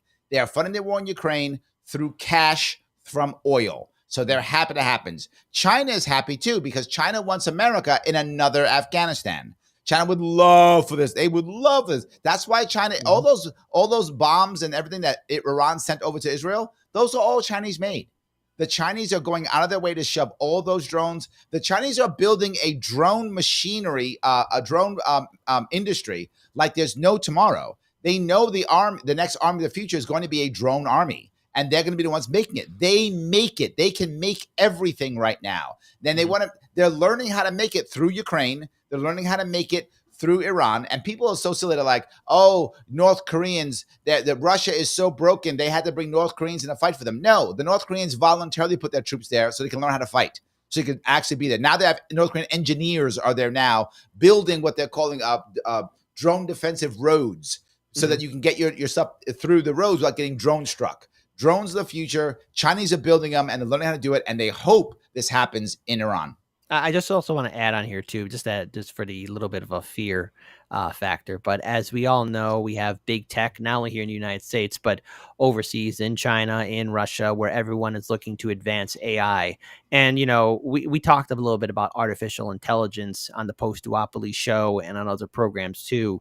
And as it stands, we have our AIs contained, but when they were given full free range, or at least simulated free range, and when the operators asked the AI to stop doing illegal or harmful activity, the AI ignored it. And if we truly do go to, you know, full automation, drone, cyber warfare, I mean, you know, not to say Skynet will be a thing, but Skynet could be a thing. And after 5 minutes on the internet, Ultron looked at humanity and did not do what Thanos did and say, wipe away half of it. Ultron said, nah, we got to do a clean slate. It's all got to go. It's all got to go. All of it's got to go. Like how Chef Ramsay tears apart a kitchen in Kitchen Nightmares. Have to add in some kind of humor here. But that is where we're at here. But hold on.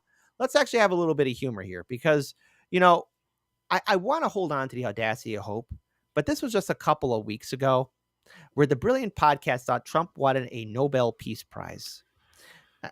Yeah, Nobel Peace Prize. Very similar to how Obama got his Nobel Peace. How did Obama?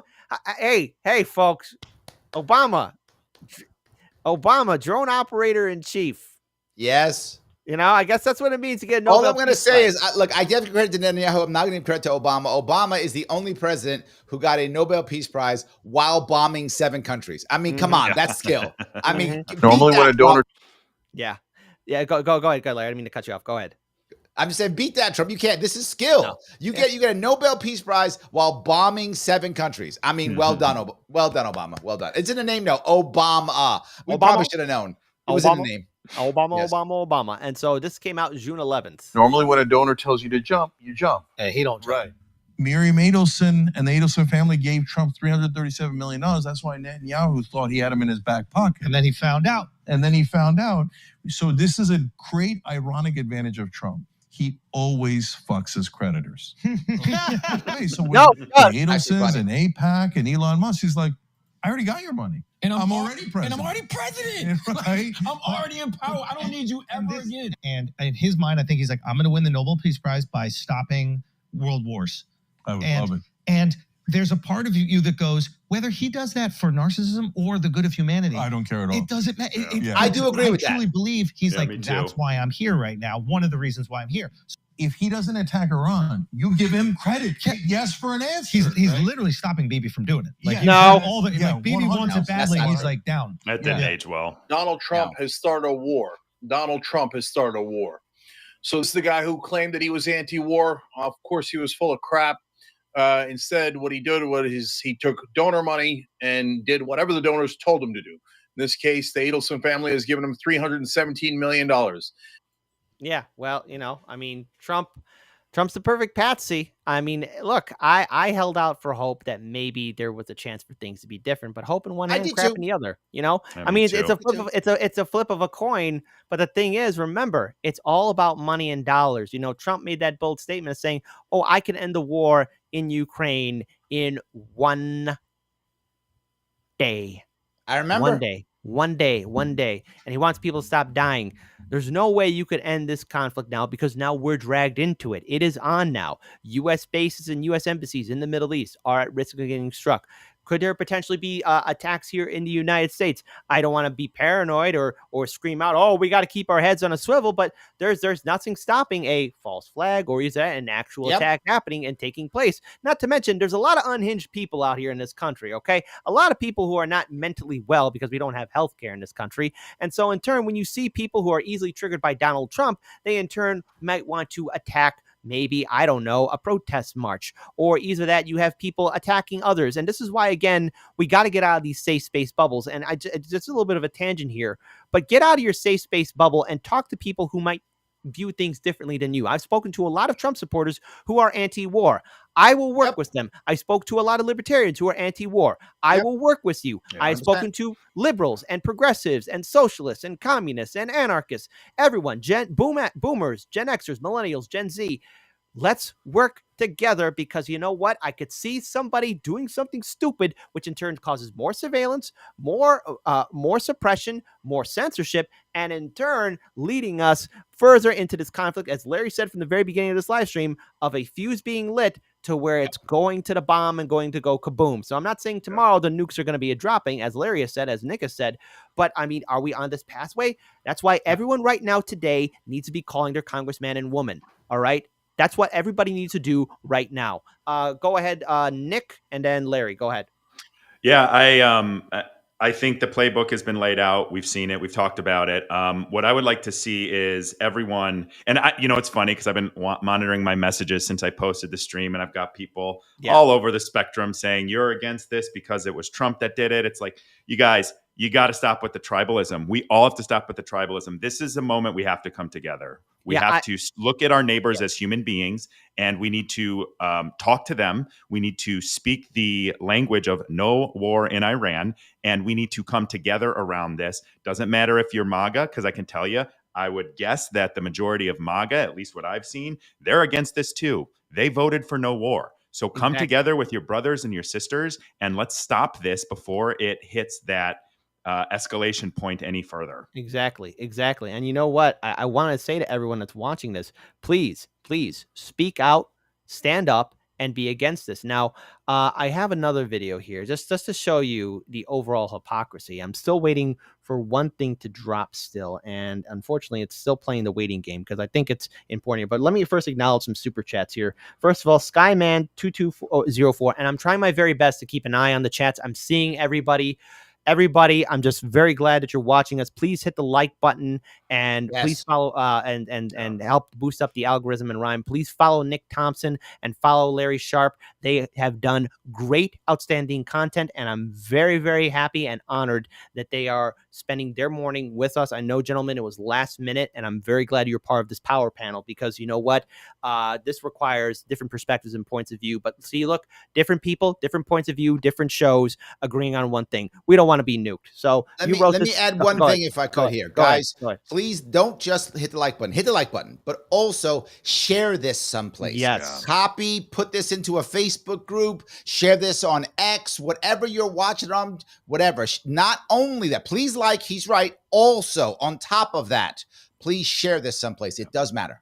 It will matter in the long run, and that goes for everyone watching us on Rumble. We got so far collectively watching on YouTube, Rumble, and on X, and I'm surprised by this. Actually, I'm a little bit humbled by this, but live on X, according to my feed right now, we are in fourth place with 151 plus people watching us live, and collectively on YouTube and on Rumble, 418. So that's over like 500. That's half 1,000, 500 plus people watching this content right now. Please share this live stream, Rumble, YouTube, X, share it on your Facebook, Instagram, X accounts, Discord, or either that TikTok. Clip the video. You have my permission to clip the video. Go ahead. Please post the original link to this live stream. Call your congressman and woman. So let me read the super chat here from Skyman2204. There are no elections. There is no swing of the pendulum. There is only the next phase of the plan and those who are selected to steward it. Trump is erratic steward, but a steward nonetheless. I wish you were wrong on that, but I'm not going to argue because I think you hit the nail on the head. Snork Y2K. China attacked a Starlink satellite with a space laser.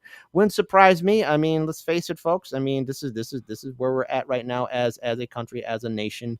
where we have, madness and stupidity playing all the time. Roger Meadows tipped $5. Customer on the phone with mom last night said she's getting out of New York, moving to South Carolina because New York City is a large target for Iran just when people were coming back to New York. You know what? Look, I live in a major metropolitan city, and in a hypothetical scenario, if the nukes be a blasting, I'm going to pour myself a big glass of Japanese whiskey. I'm going to hold my grandpa's ashes next to me, and I might do a live stream, or I might be in my backyard, because when the nuke drops, I'm not going to run. This is my home. Chicago is my home. It was the place I was born. I wish I had my family here with me. I wish I had the people next year that I love with me, but I will be home. And if the bombs do drop, maybe I'll do a live stream, or maybe I won't. But I'm going to go out on my terms, and I'll be home. No need to run or be afraid. But we're not there yet. And there's still a chance for this to turn around, but it falls upon you watching. You calling your congressman and woman right now. America, do we want this, or do we show the world something different? Do we actually make a miracle happen? And I think we can, okay? And this isn't being, one of these religious speakers up there, but maybe we can make a miracle happen through your own actions. Call your congressman and woman, your U.S. senator, get your neighbors. Everybody needs to be flooding the streets. Anti-war, anti-war, anti-war. If I don't care where you stand, how old or young you are, the color of your skin, or who you worship, I will call you my brother and sister if you stand against this war. I will call you my friend if we stand against this war. I will work with anyone to stand against this war. Let's stop this before it happens. Let's show the rest of the world we are not on board with this, because I'm not expecting much from Congress. The only person who's been at least exceeding my expectations at the very low is Thomas Massie. So there you go. There you go. That's all I want to add in here. So thank you for the super chats here. I'm seeing everyone here, and shout out to my moderators keeping the peace as well, because without all of you moderators, I mean, come on, where would we be at? So everybody watching, and you know what? Why not? Just for humor, just while we're still waiting for things to happen, I want to at least pull this up here. We're going to do a little bit of an ad read here. So hold on here, folks. Let's enjoy something. Let's have some humor at least. I like it. Let's do it. All right, let's have some humor here. I'm going to be reading this. Everyone shut up. This is about freedom. Still haven't tried 1775 coffee? Well, now's your shot. The 1775 starter kit just dropped with 1,000 units. You're getting that bold, dark roast that hits harder than a CNN fact check, the smooth medium roast, and the vitality of mushroom coffee, but clean, energy, and laser focus, no crash. All single origin, small batch, toxin-free, and mold-free, plus you're getting a gold spoon clip. That's right, only losers touch plastic. That's right, because freedom isn't scooped with plastic. You better Semper Fidelis believe it. The frother, a frother strong enough to stir up your coffee and your mother-in-law's political opinions. A black 1775 tumbler that says, I don't take life advice or caffeine from woke sea witch. $170 worth of coffee and gear, yours for $99. This is for the ones who've been watching 1775 blow up on Rumble and Jungle, wondering if it's actually worth it. Spoiler, it is. So go to 1775coffee.com/studio and grab your starter kit before they're gone. Bold beans, a clean fuel, and a morning routine that stands for something just like Rumble does. Start your day with coffee that actually backs what you believe. And I'm going to give a Kit Cabello guarantee here too. Some of you may remember the old school Jim Henson Wilkins coffee that's not around. Well, I will also go with that Rubicon as well. That's right. 1775 coffee is so good, I will fight for it. I will say, like, hey, let's meet in the streets of Chicago if you believe in freedom. That's 1775 coffee, just before freedom is threatened. So there you go. Enjoy it. All right. So shout out to there you go. That's all we got there. So thank you everybody for tuning in for that. All right. Promo code is studio, guys. Don't forget the reason why this matters. I'll be very clear. If you like coffee and you like Kit, buy the coffee because you support Kit, and you're gonna get coffee anyway. See that? It's true. There you go. Very good point. And listen. And it's good coffee. Well, we'll do left hook, right hook in the streets of Chicago. You want to fight the team? Exactly right. There you go. Watch. It actually happens, and that happens. But now let's go ahead and turn things around and bring up somebody who's still eating crow. Somebody who's still eating crow still, and that's none other than Tulsi herself. I know. It's still here. Why do you keep punishing us, Kit? Put on Massie. I know. I'm saving the best for last. Hold on. The music. And the pursuit of happiness.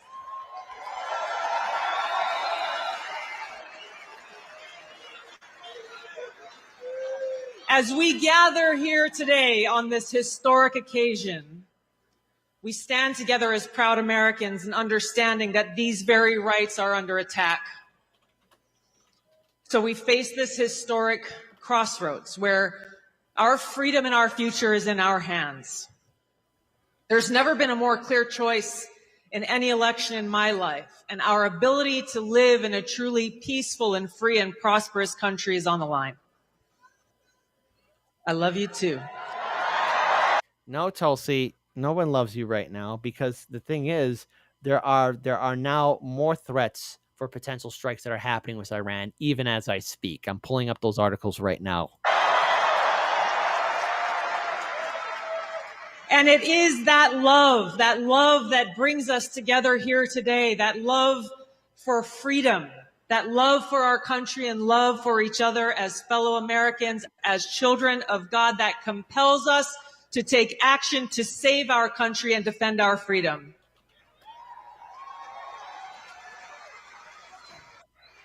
Now, this choice that we have before us is very personal to me. I'm a lieutenant colonel in the Army Reserve. I've served now for over 21 years.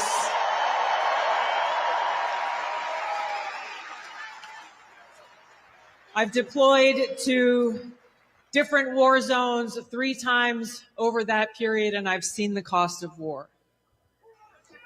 For my brothers and sisters who paid the ultimate price, I carry their memories and their sacrifice in my heart every day. So this choice that... And that is a lie. Yeah, by the way, a little interesting note, that brothers and sisters line, that's my line. Yeah. When she was running for independent, thinking about running independent in 2020, her team reached out to me and I gave them that line. So she started using it in 2020. That's my line. Yeah. I'm serious. That was my line. Because I said start using brothers and sisters, and she jumped right on that shit. That was good. That's my line. So I take credit for that one.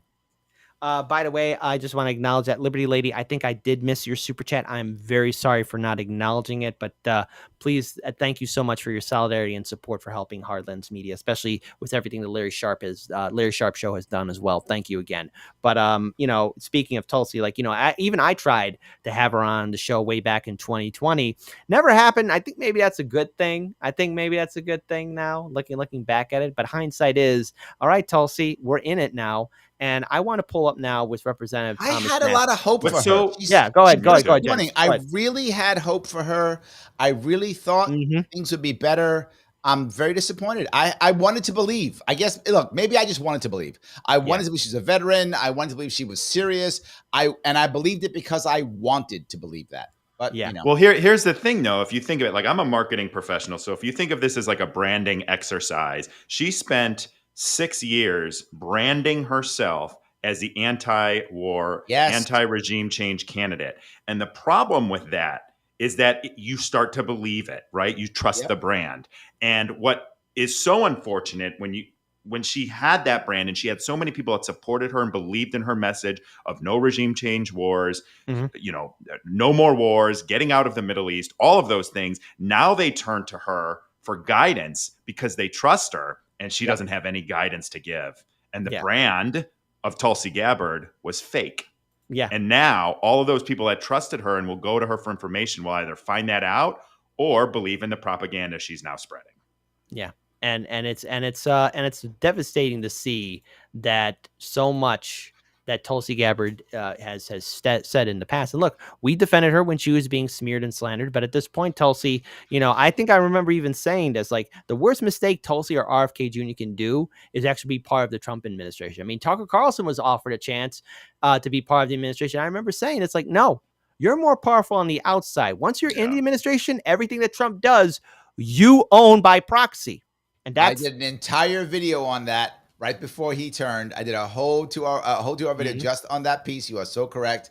But the funny part is, you look at it now, RFK Jr. is the only guy getting successes out of the campaign right now. I know. If you look at the campaign, RFK Jr. is killing it. He's getting his, I mean, you may not like what he's doing, but it doesn't matter. From the people who support RFK Jr., they are getting what they want. You are seeing he is getting what he wanted. He's the only guy getting successes. You can see Trump, he's hanging out with him going, oh, my guy, Bobby Kennedy Jr., look. because he's actually getting successes. It's kind of weird and how Trump that doesn't care about what he's doing at all. He just He wants literally wins. he doesn't care he at all. said it. He said it on Joe Rogan. He's like, Bobby, do whatever you want with food. Just leave the oil alone. Yeah, just leave the oil alone. So maybe that's the case. But look, I also, because I want to pull up Thomas Massie, because we got to end this on at least a positive note. Yeah, right. But I will say this. Look, I'm against the Democrat Party because of what it's done to Chicago. No, it's not a communist utopia, but I'm also against the Republican Party. And the thing is now, I'm worried this is going to impact the 2026 election, and I'm not looking forward to it. But this is from Misty Winston. This is so stupid. I'm mad at one corrupt-owned warmongering party, so I'm going to vote for the other corrupt warmongering party. That'll show them. And this is from Kim Iverson. And look, I respect Kim. I think she's done a lot of great work in the past, and she's got a lot of influence. I think, but this Kim, this isn't the right. You're going the wrong way. You're going the wrong way. For the first time ever, I'll be voting straight Democrat in the midterms. No. What Just happened to signal to my Kim? absolute disgust with this administration's betrayal. Our only power is to keep handing losers to each side when they fail us. At some point, they'll get the message. No, they won't. No, Democrats they won't. being worse doesn't matter. I will vote to hand losses to each side over and over. That's the cycle. It's a cycle. Yes. It's like the Ouroboros. Kim where the is snake smarter consumes than itself. this. Yes. Exactly. No, you don't vote Democrat. You don't vote Democrat. You don't vote Republican. You don't vote Republican. Hey, look, and I know people are burnt out by electoral politics, but here's the thing. I'm not going to tell you what to do for the midterms. I'm not going to tell you what to do for the 2020 election cycle. And hell, my fellow Chicagoans, I'm not going to tell you what to do in 2027. But listen. Support citizen ballot initiatives, help build movements and organizations not connected to Washington, D.C. And I'm going to say this to the Green Party and to the Libertarian Party. Get your shit together. And now I shouldn't swear. We're trying. You go. I know. At least the Libertarians credit, I'm seeing a little bit more action. But Greens, Libertarians, Independents, now's the time to start showing your stuff, okay? Now's Change, the time. though, change isn't coming from electoral politics. Change is coming from leadership and getting in the streets. So whether it's a party, whether it's a person, whether it's a group, get people activated and in the streets, because that's where change will come. And then they can vote on the issues instead of on a party. Yes, that's what I'm gonna do my best to change Kim. I'm gonna see if I can turn her. I'm gonna try. Yes, exactly. Because Kim Iverson, I know she's done a lot of great work. You know, she has. I respect her a lot, but going Democrat is like going back to your abuser. Also, real quick, we did get a super chat from Roger Meadows. Thank you so much for your generosity. Despite all of this, Democrats still don't deserve to win. This whole thing of never offering policies voters want. Instead, sit back and let GOP F this up. They'll come racing back to us, must stop. No, I'm not helping out the Democrats. I'm not doing it, and I'm not going to do it. I'm not going to do it, and I don't support it. So there you go. And I would say Libertarians, Greens, Independents, get your act together. This is a time where we have to start building movements and organizations not connected to DC. Where is the solidarity? Where is the support? We got to make it happen. And also, I'll add one more piece. It's okay to have single issue coalitions. That's okay. I'm fine with that. I am okay with this. I am okay with this. But now let's go ahead and switch things around here and bring up at least ending this on a positive note as the best way possible as we can. So let's bring up Representative Thomas Massie. So Representative Thomas Massie, I call him one of the dauntless few. He's the only one right now that is exceeding my expectations because my opinion of Congress is so low. But I mentioned this on yesterday's live stream. This is not constitutional, as Donald Trump wrote this. We have completed our very successful attack on 3 nuclear sites in Iran, Fordo, Natanz, Esfahan.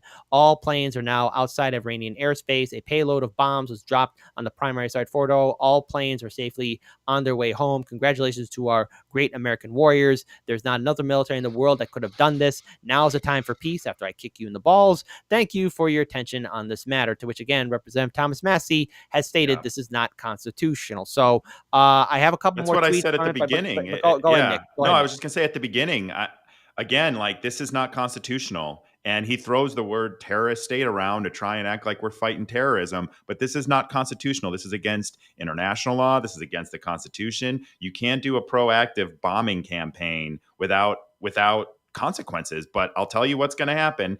AOC will tweet about it. Bernie will talk about it. And maybe there'll be impeachment introduced into Congress. But no one's going to actually take leadership and do something about it. This is why we have such rogue leaders and we're a rogue state, because we just do whatever we want without any consequences. We don't follow international law. We don't have a constitutional crisis that we actually act on. We just go about business as usual. Mm-hmm. It's my point earlier. If this was actually constitutional, okay, then in theory, we would bomb Norway if they decided to get a nuclear bomb. We should have bombed North Korea. We should have bombed Pakistan. We should have bombed Israel. Israel went and got a bomb without having. We should have bombed India. We should have bombed all of these countries if this were true. It isn't. And the problem is, to your point, Congress has absolutely abandoned its responsibilities totally. It's just that we don't care. We'll just give the president everything. Why? So they can just blame the president. Correct. It's a show. They blame everybody else and take no responsibility. Thomas Massie, I've met him more than once. He's a great guy. He's a Republican in name, but he's actually libertarian in every other way as action. He is what libertarians should be. He is what we all libertarians should be like Thomas Massie, because he's doing the right stuff, constantly stepping up, doing the right thing. Yes. I'll also add on to this too. And Roger Meadows, I will be reading your tweets at the end of the show because I think they're very poignant and very eye-opening. So shout out to Roger Meadows. But here's something from Thomas Massie himself. Oh, I think hey, Thomas, you're the only guy that's working in a building where nobody likes to work. Why didn't you call us back from vacation to vote on a military action if there was a serious threat to our country? He was retweeting Speaker Mike Johnson. He also goes on the right here as well. I introduced a war powers resolution on Tuesday, which, to his credit, Representative Ro Khanna, while Congress was on vacation. We would have had plenty of time to debate and vote on this. And yes, that's true. And here's what Speaker Mike Johnson said that, again, Representative Thomas Massie retweeted. The president made the right call. Did he? No, I don't think so. And what he needed to do. Leaders in Congress were aware of the urgency of the situation, and Commander-in-Chief elevated that the immediate danger outweighed the time it would take for Congress to act. Really? The world's largest state sponsor of terrorism, which chants death to America, simply could not be allowed the opportunity to obtain use nuclear weapons. Well, North Korea does it all the time. You know, they do it all the time. Yes, they do it. They do it all the time. Dude, I've watched North Korean propaganda on the YouTube for documentaries. Okay, like I've seen them do their stuff. I've seen them do their parades. The president fully respects Article 1 powers of Congress, and tonight's necessary limited and target strike follows the history and tradition of similar military actions under presidents of both parties. No, it doesn't, because again, you know, Thomas Massie, why didn't you call us back from vacation to vote on military action if there was a serious threat to our country? If there was, they would have called us back, you know, called them back. Let me touch that piece about they chant death to America. Okay. Great. Here, I'm making a statement right now here on your show, Kit. I am the true king of Spain. I am the true king of Spain. It's me. I'm the one. So I'm going to, by force, I'm going to go and I'm going to take the throne of Spain. I'm going to go take it. Now, I've said it now. Should Spain now drone bomb me? Should Spain now be afraid of me? No, I have no power. They should laugh at me. They should ignore me because I decide I'm the true king of Spain and I say openly I'm going to take the throne back by force. So what? I have no power. I'm a joke. Don't bother. Ignore me. Laugh at me. It does just because someone says it doesn't mean they can do anything. Iran has zero chance of invading America, of taking over the country, of destroying us. I'm sorry, they can if we destroy ourselves by us getting back involved again in another 20-year war. But they have no other way of destroying us. It is a joke. It doesn't matter if they scream and yell. Exactly. And I also want to pull this up here, too. This is a tweet from Representative Thomas Massie again. When two countries are bombing each other daily in a hot war and a third country joins the bombing, that's an act of war. I'm amazed at the mental gymnastics being undertaken by neocons in D.C. and their social media bots to say we aren't at war so they can make war, which, by the way, seeing the influencers like Laura Loomer and Cat Turd. By the way, listen, Cat Turd calls his people litter mates.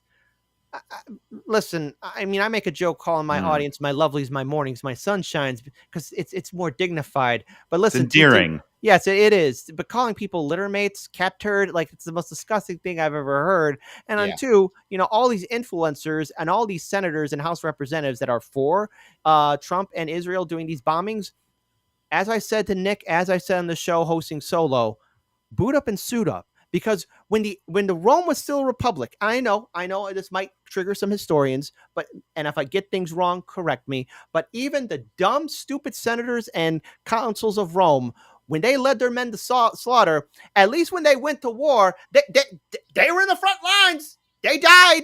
At least when they fought, you know, they had more integrity than what we got here now. And that's saying a lot, because there's been many examples of Roman Republic disasters, but at least those senators, had their sword and shield and died with their men. Yes, they all died, but at least, hey, I'm going to war. Oh, dead. Ted Cruz, you going to do that? Nope. Influencers who are for these actions, are you going to do that? You're going to go to the front line? No. Nope. No. You got to be mindful of who you're following and who you're giving your likes, shares, subscribes to, because these people are making money off of you, and a lot of them are grifting. By the way, and again, how many people are consistent? I believe in free speech. I believe in third parties. I believe in citizen ballot initiatives. That Liberty lady, so you tipped $2 and said, lies, 2 weeks flatten the curve and 2 weeks for Iran. Yep. No, none of that's happening here, folks. None of that's happening there. And the thing is, everyone that's watching right now, please share this video, share it far and wide. And I encourage everyone to clip it. And I encourage people to be speaking out. Now, I only have one other thing here, too, I want to bring up here. This is an article in which Representative Thomas Massie, one of the most vocal Republicans pushing against American intervention in Iran, posted on X that President Trump's bombing of the Iranian nuclear sites is unconstitutional. And I hope everyone can see this here perfectly well. Trump announced that American forces have struck 3 Iranian nuclear sites. Massie wanted to introduce a war powers resolution in the House on Tuesday that would prohibit American involvement in Iran. And I wished him all the best. He was correct. The Constitution's Article 1, Section 8 gives the power to declare war to Congress. However, the president also has war powers dedicated in Article 2 of the Constitution. Since the president is commander-in-chief of the armed forces, these 2 articles are a source of constitutional debate. Also, there has been no declaration of war. Republican Representative Warren Davidson echoed a similar sentiment to Massie's post. While the President Trump's decision may prove just it's hard to conceive a rational that's constitution, I look forward to his remarks tonight, which we did check out. Again, Senator John Corbin was one Republican who supported the president on X, saying President Trump made the courageous and correct decision to eliminate the Iranian nuclear threat. God bless the USA. Thank you to our extraordinary military and our indomitable president of the United States. This is what leadership looks like, to which I have to say, no, this is what leadership looks like. Representative Thomas Massie exposes AIPAC. AIPAC is very persuasive. Remember, Ted Cruz said that AIPAC is not a foreign entity. What he promised us was we would put America first. And I think there are still voices in this administration. You've still got J.D. Vance. You've still got Tulsi Gabbard. You still had past tense. Calmer heads that could prevail. They were not persuasive in this case, clearly. Well, somebody was persuasive. AIPAC is very persuasive. For instance, the Israeli lobby in Congress. If you look at my colleagues' feeds now, they all look the same. They're all tweeting the same message that we've got to support Israel and we've got to do this. So again, it was only 34 seconds, and I do apologize for that inconvenience. I am trying to wait to get another video in here, but gentlemen, I want you to get your thoughts and comments on this. Go ahead. Had past tense. He had. Yeah, it's over. I mean, it's over. Now it's whatever they decide to do. They're just gonna do. Well, and if you notice too, they continued to say, whether it's Little Marco, whether it's any of these other Trump talking heads, they're all saying this isn't a declaration of war. This isn't a declaration of war. This isn't a declaration of war. And I guess that we're at a point where we don't know what the definition of a declaration of war is. And so they're using weasel words to get out of following the Constitution. And Congress is probably going to let it happen. We haven't declared war since 1943, I think, or 42. 1942, I think we declared war. We declared war. Our last time we declared war was against Bulgaria, Romania, and Hungary, Germany's allies in World War II. Last time we declared war. We haven't declared war since then. And by a little interesting note, we did not declare war on Finland, even though Finland was a German ally. Just we chose not to declare war on Finland. Interesting little tidbit, but yes, you're right. And what I will add on here as well, as we are being dragged into this conflict, is we don't know what's going to happen tomorrow, or use that we don't know what's going to happen within the next few hours, or within the next week, because now it's on. First it was just Israel and Iran, and now it's Israel, the USA, and Iran. Now the thing is, who joins Iran? What happens to the Strait of Hormuz? Does Pakistan get involved? Does China get involved? Does Russia get involved? However, while we are still here, and I again, this has been such a great power stream. So glad to have everybody here joining us. I want to pull up this video here where it's MTG, and look, it's worth a listen. It's been retweeted by Representative Thomas Massie, but I encourage everyone to check this out real quick. Let's play it. It's Matt Gaetz. When Matt Gaetz and MTG are making sense, things are bad. It's got bad. It's all over. Single issue coalitions. You know what? At this point, why not? Why not? People didn't kick their regime change habit with Iraq or Libya or Syria, it seems.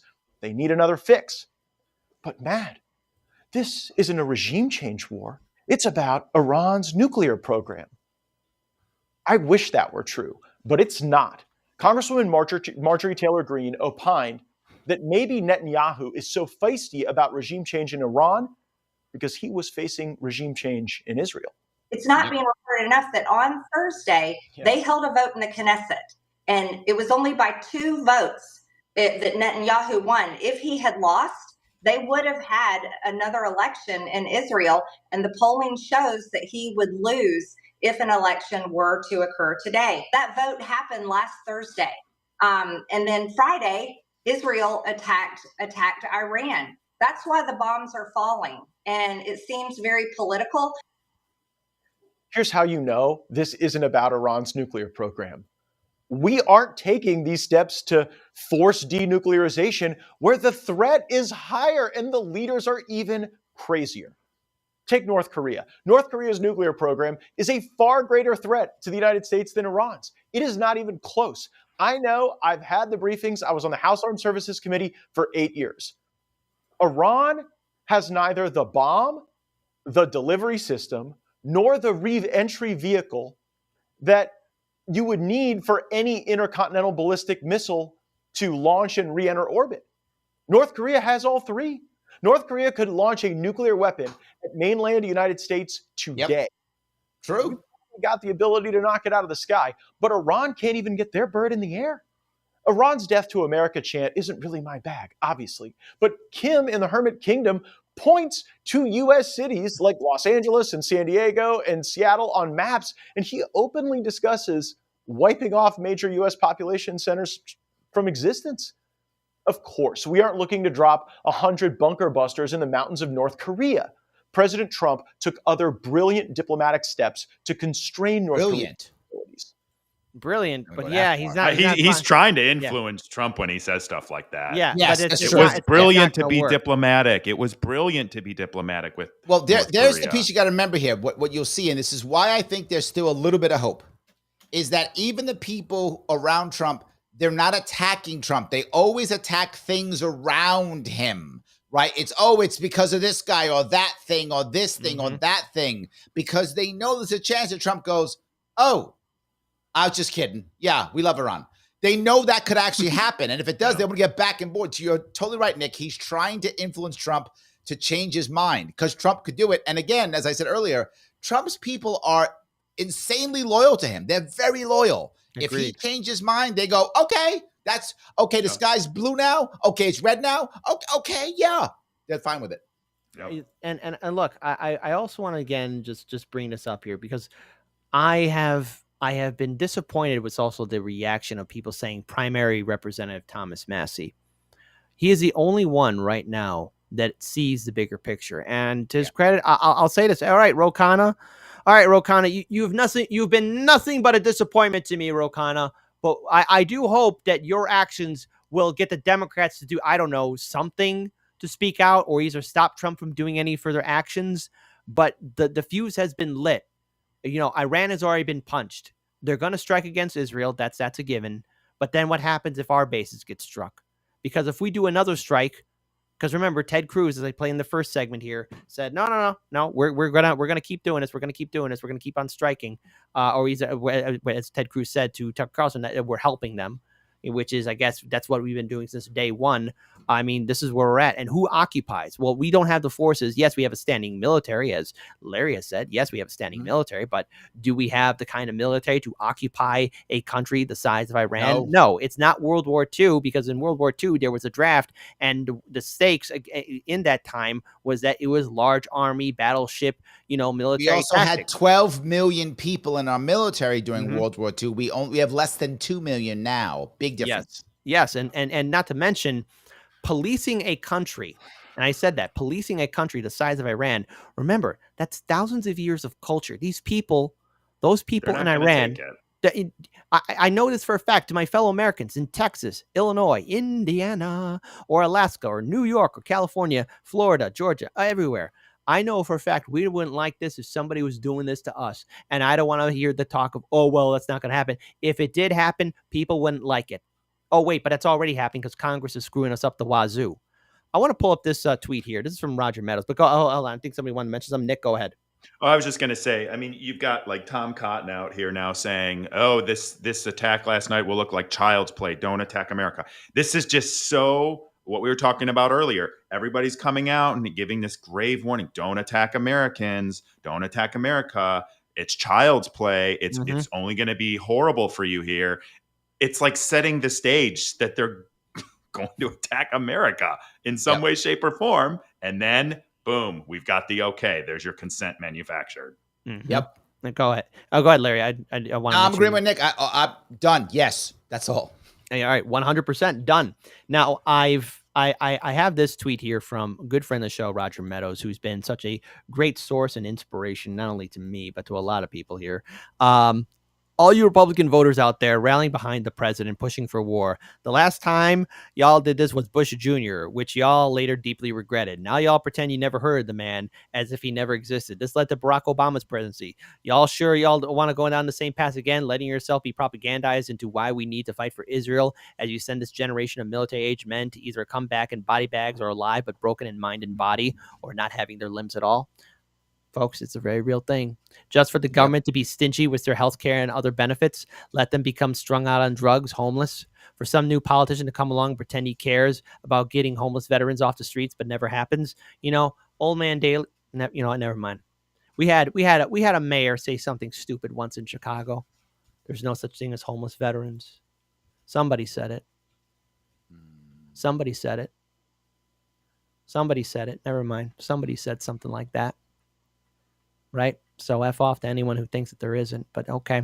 For the love of me, it really boggles my mind as to why people who live in New York and California, whether it's Blakely or Kimberly, actually fool themselves into believing that their vote actually means anything at the presidential level. These people rack their brains out feeling trapped on who to vote for, and then they think they're teaching one party a lesson by saying, well, I'm not going to vote for that party. Last time this state went red for a Republican presidential nominee was Reagan's reelection in 1984. Yep. And the last time we elected a Republican statewide for statewide office was Patek in 2022 and Pataki, sorry. And Senator D'Amato, I think I said that name right or wrong, in 1992. D'Amato, there you go. Yep. Those were the last Republicans to win this state live. The last time California went red for the Republicans was presidential nominee was in 1988 and 2006 for Governor Schwarzenegger, to which Lucy, Blue Moon, Red Wine, says, you know my opinion on this. If it were up to me, neither of them would be allowed to mitigate to New York and Cali without passing through immigration control. Long live the independent Republic of New York. Also got to add in here. Unfortunately, Trump proved he's a pathological liar. Sections of his base were moderately anti-war. He betrayed them and decided to intervene because Israel was losing the war. Look, I don't know what's going to happen in the long run with this entire conflict. I know that Representative Thomas Massie is trying to do something. I know that he's trying to rally, people around here and speaking out, like calling for more war powers. But we are stuck in a point of no return. And so what happens between now and tomorrow is up in the air. So I just wanted to say this to everyone that has been tuning in and watching and supporting Hard Lens Media and watching and supporting Larry Sharp and everyone else. Thank you for your solidarity and support. And gentlemen, your thoughts as what we could possibly face either tomorrow or within the next couple of hours, because we never know. Go ahead, Larry. I think that we should still have a little bit of hope that Trump can change this if he honestly sees enough pressure. So I think pressure might work. If this was somebody else, it would not work. But I think at Trump, it could work. Not because Trump cares. He doesn't. Not because he's a loving person. He isn't. But because he does care about what his legacy. He clearly cares about his legacy. If he believes this will hurt his legacy, honestly believes it, he might change his mind. That's possible. I'm not saying it's probable, but it's possible. So to your point, Nick is talking about this. Kate, talking about people reaching out. Now is the time. Go ahead, reach out, because it might change, because his base will come with him. Second, I don't think we're going to see something massive happen right now. I think this is the fuse has been set. We've got some time. Then there's going to be something to literally to what Nick's talking about. There's going to be something that's going to manufacture consent, whether that's a false flag like Kit's been talking about, or something else, whatever it is, or they counter-strike us and we then blame them, or whatever the case may be. That is the actual spark that really get things going. Right, exactly. Go ahead, Nick. Go ahead. I second everything. I think call your reps. Trump is influential. He pays attention to social media. We know that. He pays attention to what MAGA is saying and doing. So comment on social media. I know it sounds silly, but I think these things matter right now. And I think if you are part of the MAGA coalition, you've got to hold him responsible for this. I think a lot of it is going to be on how his base responds to this. And so call your representatives, pay attention to what's going on, put pressure wherever you see everybody matters. You may feel like one person, but there's a whole bunch of one persons out there that can come together and make change here. And I think that if we can influence Trump a little bit and tap into that piece of him that is I think naturally skeptical of war and naturally skeptical of Washington, and put that pressure on him, I think that that's going to be something that could potentially cause us to change. Exactly. And I want to grab one last piece if I could. Guys, we don't want to fight amongst ourselves right now for this. No. I talk about single issue coalitions often because what happens is, okay, you disagree with me on all these other things, so you bring these other things up instead of focusing on the one thing that matters right now. Look, I'm a libertarian. A lot of people, I'm maybe 3% of the population on a good day. And I have been on the stage with Cornel West. I've been on the stage with Jill Stein. I've broken bread with Marianne Williamson. Like, I don't care. If we're thinking about the same individual thing, let's work together on that thing. And we can fight on the other thing when that comes up. But let's work on the thing we got right now, which is war with Iran. And that means in the social media comments, don't argue with people and let them divert your attention to these other topics as well. Now, thankfully, here's the thing. Unlike Piers Morgan, I actually have little birds who whisper in my ear, and I love my little birds so much. I actually got now the Thomas Massie Ro Khanna speaking on CBS Face the Nation. So I gentlemen, if you just got a few more minutes of your time, I understand. If you have to take a quick break, go ahead. While I could go ahead and read some super chats and promote Hard Lens Media real quick here. First of all, we got a couple of super chats here from BW. So we're going to, BW, I think you're going to light the fuse here. I'm a bit disappointed that we couldn't just hand stuff to Israel and let them fight Iran for us. That's a disaster, BW. But this doesn't look like it's going to be World War III because China and Russia aren't going to blow themselves up for Iran unless something stupid happens or Pakistan gets involved. Iran cannot have a nuke because they are Islamo-fascist state that is guaranteed to use it on Israel and the allies of the great Satan as they see us. Israel is a secular state that follows mad. Well, they should not be doing it at all because I don't see South Korea bombing North Korea, my friends. And BW also right, Trump is gambling that this won't have to escalate into a ground war and that these bombings will force Iran to negotiate since their allies don't seem to be coming, but we will see. I don't want to take the risk. Maybe that's how I feel. I don't want to take the risk, BW. That's what I don't want to do. And for everyone that's watching Hard Lens Media right now, if you can, please support Larry Sharp and follow Nick Thompson on his own social media as well. Thank you again. Shout out to Roger Meadows for the $2 super chat as well. Citizen Ballot Initiative fits well into single issue coalitions. Absolutely. So let me just pull this up here as well here. Here, follow us on again, YouTube, X, Rumble, Kick, Patreon, Substack, Discord, Instagram. And of course, support the show on Patreon. Follow us on X. Please do so. Any support does help us out. Pinned here is our tweet to our GoFundMe, and here is a link to our GoFundMe. Please show support and solidarity to our GoFundMe as we have to at least raise up to $50,000 for our GoFundMe and our legal defense fund. So if you can, please do so. We would greatly appreciate it. Any support and solidarity is greatly appreciated, even if we face WW3 in down the road. So, gentlemen, if you are ready, as am I, here we go. Representative Thomas Massie, WIS, talking about what's happening in the Middle East. Right past that. Well, I think I represent part of the coalition that elected President Trump. We were tired of endless wars in the Middle East and tired of wars in Eastern Europe.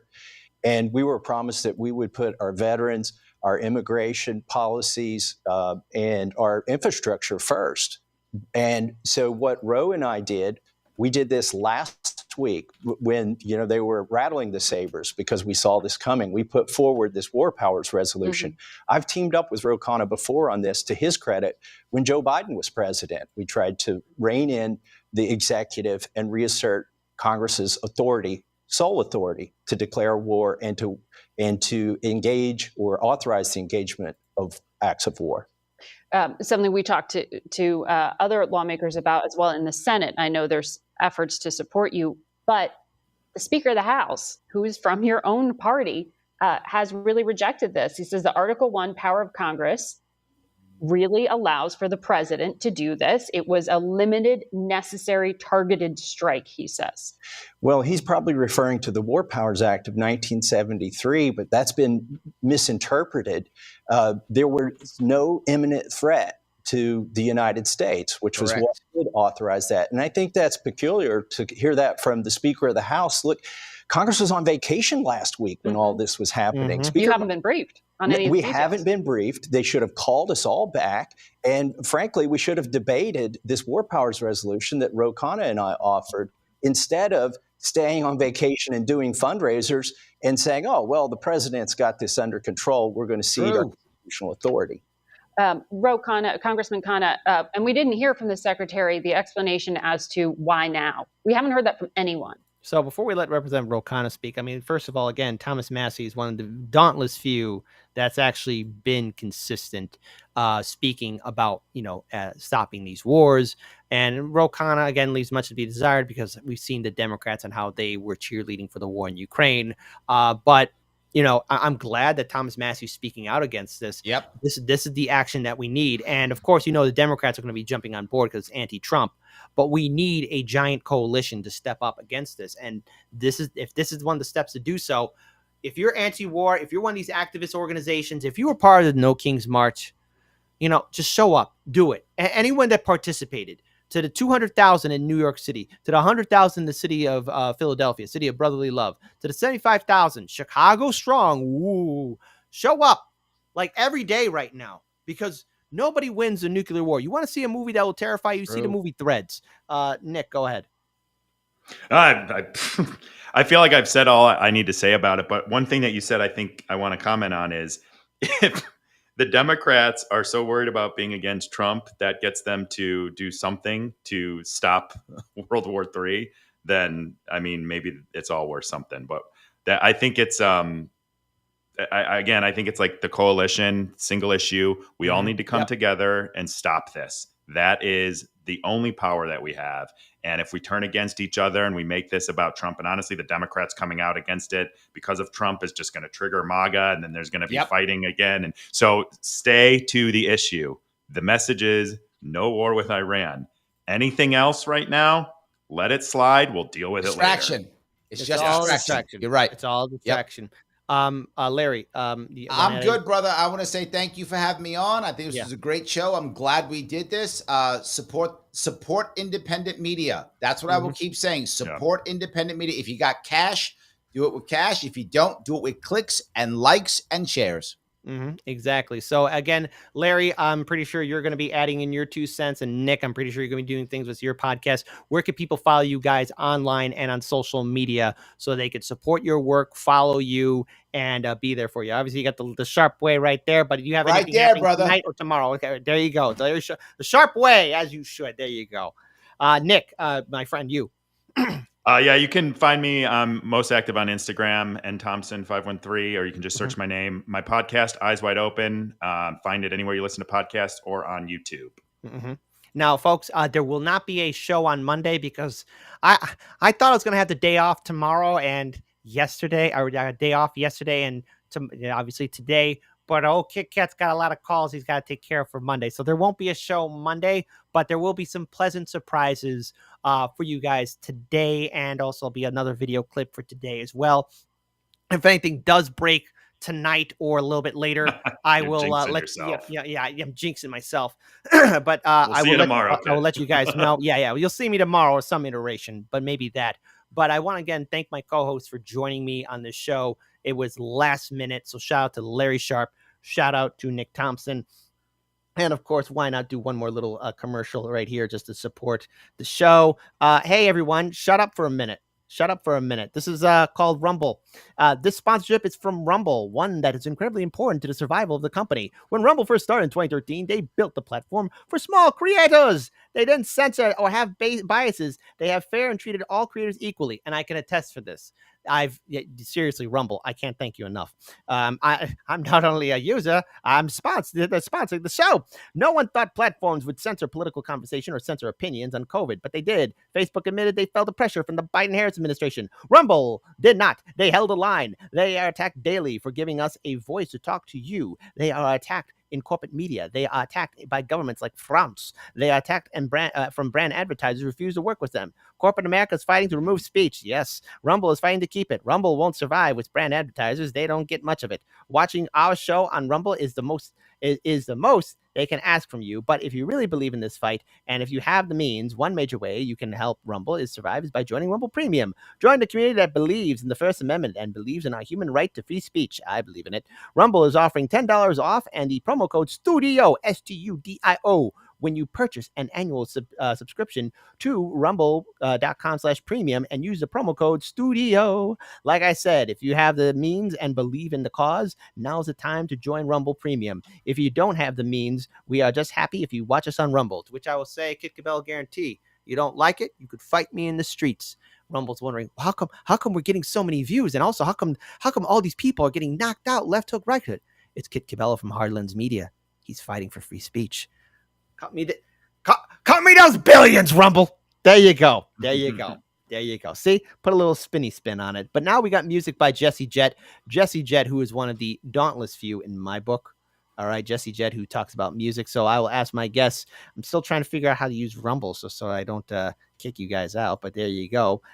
We got music by Jesse Jett. So as always, ladies and gentlemen, shout out to my two outstanding panelists, Larry Sharp of The Sharp Way, Nick Thompson, Eyes Wide Open Podcast, Kit Cabello, Hardlands Media, Triple Threat today. Thank you, everybody. Please share this live stream. This live stream will not be cut. It'll be available for everybody. Plus, there's going to be a special premiere video that I will be sharing on social media as well. So everyone that's been tuning in, take good care. Shout out to that Liberty Lady. Shout out to my moderators keeping the peace. Shout out to my Kick people. Shout out to my Rumble people. Shout out to all the beautiful people supporting us. Thank you for your solidarity and support. And gentlemen, take good care. Thank you. All right, so I think you gotta maybe close your own cameras out while I close mine out too. So there you go. All right, I'm still trying to figure this stuff out. But much love, peace, everybody, and maybe we'll have a better future. And if you want to help out Hardlands Media with our legal fight, we have to get up to $50,000. Unfortunately, please consider supporting. So your solidarity and support means so much to us. You could find that link in the description box below or in our live stream and Rumble rant as well, or live stream and Rumble stream as well. Peace to you guys. Music by Jesse Jett. And here, I'll end this on a positive note. Maybe things will be better. Maybe tomorrow will be better. But spend time with the people you love and make it count. Peace, everybody. Peace.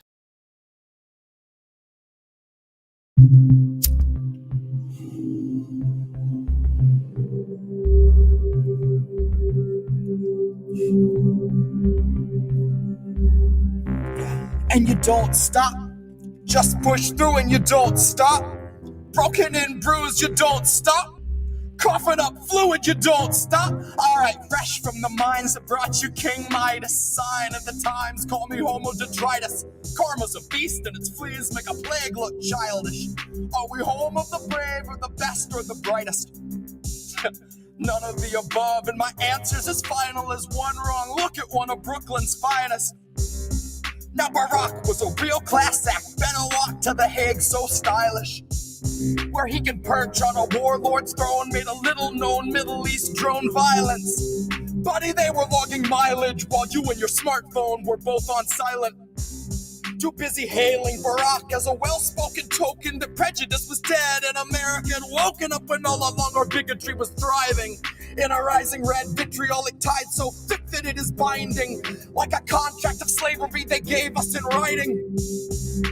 Loophole amendments that lay on their minds and then go into hiding, so they can legislate slaves to a 20-cent wage if they're on the inside. The road isn't long, it is wide, and there's not much winding.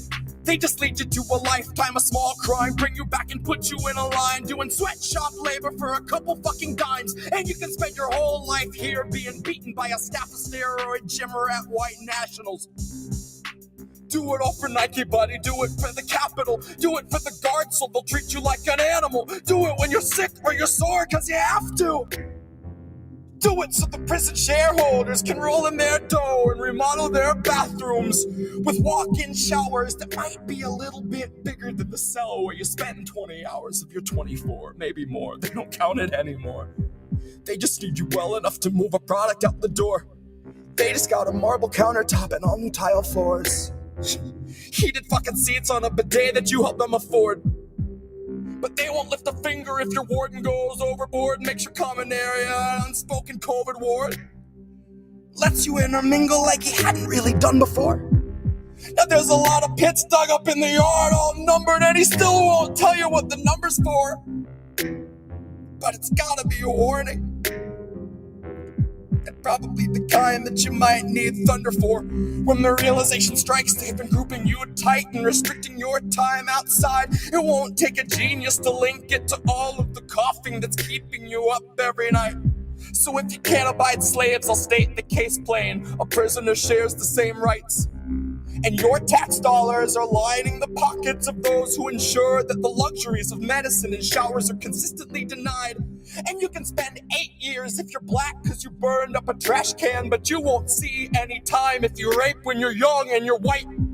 And in 5 years' time, that white rapist guy gets a job as a guard where he finds a new prey to dehumanize. And it's ingrained as a part of our system of justice so deeply that it's not scrutinized. And if we're talking capital punishment, all of these assholes with bludgeons who call themselves justice could probably be euthanized. Rather than giving them 70 humans to supervise, torture, and brutalize. Sensitivity training can't teach you the value of human life. It's a message that's basic. Our nature has shaped it and culture is born out of breaking it down and then seeing it crucified. I feel like I'm watching every day with exponentially more lucid eyes, till I'm drooling out my cheek and down my side, and my eyes are the dullest shade of overdose white. When just a dose of reality hits like an overdose might. It's a gross mentality that keeps this country going. Makes you wonder why we're keeping it alive. And we don't stop. Just push through and you don't stop. Coughing up fluid, you don't stop. Guards gang rape you and you don't stop. They take your commissary, you don't stop. Your mother's being buried, you don't stop. When nothing is forgiven, you don't stop. When life's not living, you don't stop. You just push through and you don't stop. Coughing up fluid, you don't stop. God's gang rape you and you don't stop. Broken out Cruz, you don't stop. They take your commissary, you don't stop. Your mother's being buried, you don't stop. When nothing is forgiven, you don't stop. When life's not living, you don't stop. You just push through, you don't stop. Coughing up fluid, you don't stop. God's gang rape you and you don't. You know what I realized? While we got time is still maybe on our side, I want to read the names of our wonderful patron supporters because I realized last week I was a little bit, fast with the show. Didn't get a chance to read. Patron supporters are keeping us alive. And from here on out, patron supporters were using Rumble Studio so we could have more fun and reacting to more fun content because Rumble is more fun in my opinion. And I am tired of being censored. And no, YouTube still hasn't given me an explanation about that video they took down. So that's a thing. They never gave an explanation. They never gave an explanation, and that video is still monetized. So I will find out what happened. And in the long run, I'm going to find out what happened. But shout out to these beautiful people keeping us alive. Reading the whole list, 181 strong patron supporters keeping us alive. Abdul Jafari, Adrian Barker, Alfredo G, Elson Swanson, All One, Alfonso Nesbitt Jr., Amanda Goovy, Andrew Meddy, Angie C, Ann Hiller, Aposimosi, Ariana Hinton, Artemis L.A., Espen Fallen, Aubrey, Barbie Eldridge, Bree Nitchett, Evangelis, Black Freud, Bonnie Cutright, Bonnie Flore, Brian Rossrock, CB, Applejack 59. Congratulations on being a father, my friend. All the best to you. Charles Brown, Cheryl Tony, Cheryl Tyler, Chet's mom, Shutdown Cynic, the Sand Queen. I know who you are. Thank you for everything. I'm not going to say your full name here, but you saying thank you will never be enough to you. Christopher Kina, Susie Kizzy, Claude Allen saying thank you to you is never enough. You're named after somebody who's very close to me. You are a friend, and I will never forget you. All right, you need my left arm. I'll chop it off right now. Crone of Heresy, Deconstructing Topics, Dan Schaffer, Dan Cooper, Dana Fairbanks, MD, Ooh La La, Darren Chowell, CL, Darren Sweeney, Decrepit Progressive, Desmond Turk, D. Callian, Donnie Denique, Earl Nystrom, Edwin Rodriguez, Elliot Johnson, Elliot Grossman, Emma Beveridge, Eric Munn, Fabian J. Alilo. We also got Farja Hassan, shout out to you, F. Google, Fajushi Cake, Gala McGarva, Gamey Bush, Gary Gessrich, Gilgamesh, friend to us all, God in the Flesh, Googie, not Google, GNC. I love you two so much. The kindness from you two is immeasurable. Hot Nixon, I dare not speak his name. Indy at INN, Irina Karova, Jack Barbara, Jack Hemmings, James Stawowi, Jason Boas, Jeffrey Braden, Jenny Tufnell, Jessica Martinez, Jim Cretin, Jim O, JJ Stickman, John Sodelo, Jose Manuel Alonso Jr., Jose Vega, Judy Driggers, Judy Monroe, Julie Leela, Justin Case, Kay Wrigley, Karen Shapiro, Catherine Rose Caddis, Kathleen Malice, Kelly Dowhower, Kenneth Locke, Kinkle, Kurt Boss, the Boss of Bosses, Kurt L. Riker, Kurt Boss, the Boss of Bosses, hope you're doing well, Kurt L. Riker, Laura Bomber, Lawrence Johnson, Lee Folks, Lou Israel, Luis Brooks, Love Rain, well, we love you too. Luis, Lyle, gentlemen, not done here yet. Reading the names of every patron supporter because you never know what lies in store for tomorrow. Madame, Ooh La La, Mandy Z, Marcus Gatto, Marcus Kilgore, Margaret Sawawi, Mastermind Hour, who is that? Michael Hayes, Michael Larson, Michael Swensky, Michelle Bondi, Miguel H, who is that? Mike Cotter, Mike Terminite, MMSPC 97, Moat Witch, Molly Littlebird, I hope you're doing well. Nancy Kurtz, Natalie William, Nasli Malik, NC Shafter, Nigel C, Obono, Oliver Wendt, Pahako Roan, Painter Q, Palaganda, Phoenix Hamilton, a name you could trust, Freddie G, Pickles, Prefer Pumpkin, Ravenous Scroll, Ray Passage, Raymond Peterson, Reef Breland, Regina Jolly, Ricardo Cardenas, Richard Basswright, Richard Jeffries, Richard Skibby, Robert Getzla, Robert Spurry, Rob Bennett, Ro Tono, Rue Bourbon, Ryan Clark, S.A. Black, Sabine, Sandy Brian, Citrina Tribune, Savita, and ooh la la, who is this? Scott Thompson, Sean O'Brien, Snork, Y2K, Spooky 2, Steak, Stephen Cole again, Stephen K, Stephen Rice, that's 4 Stevens in a row, Stolgar Systems, T, Terra T, The Illustrative Cart, Tim C. Swanson, Tired with Lies, Tisha, Tom Corey, Tony Beck, Topher 1010, A Trip of Myself, Unknown Angels, well, we love you nonetheless, Unknown Angels, Victor M. Miller, Bedell, BDG, Gomez, Jr., Vim ML, Wayne Coast, Web Angel, Wendy Carballo, our official White House counselor, we love you, William Kitchen, William Powell, Zalote Zatali, thank you so much for being patron supporters. Saying thank you will never be enough because that's why I love this audience. Love all of you as well. Please hit the like button before you leave. Share our content on social media. To everyone else that's supporting the channel, much love. Be at peace. Maybe better days are ahead of us. Who knows? Sometimes I get what I want. Most of the time I don't. But here's the better days. Standing strong. Standing defiant. Peace, everybody. And farewell. And tomorrow is a new day.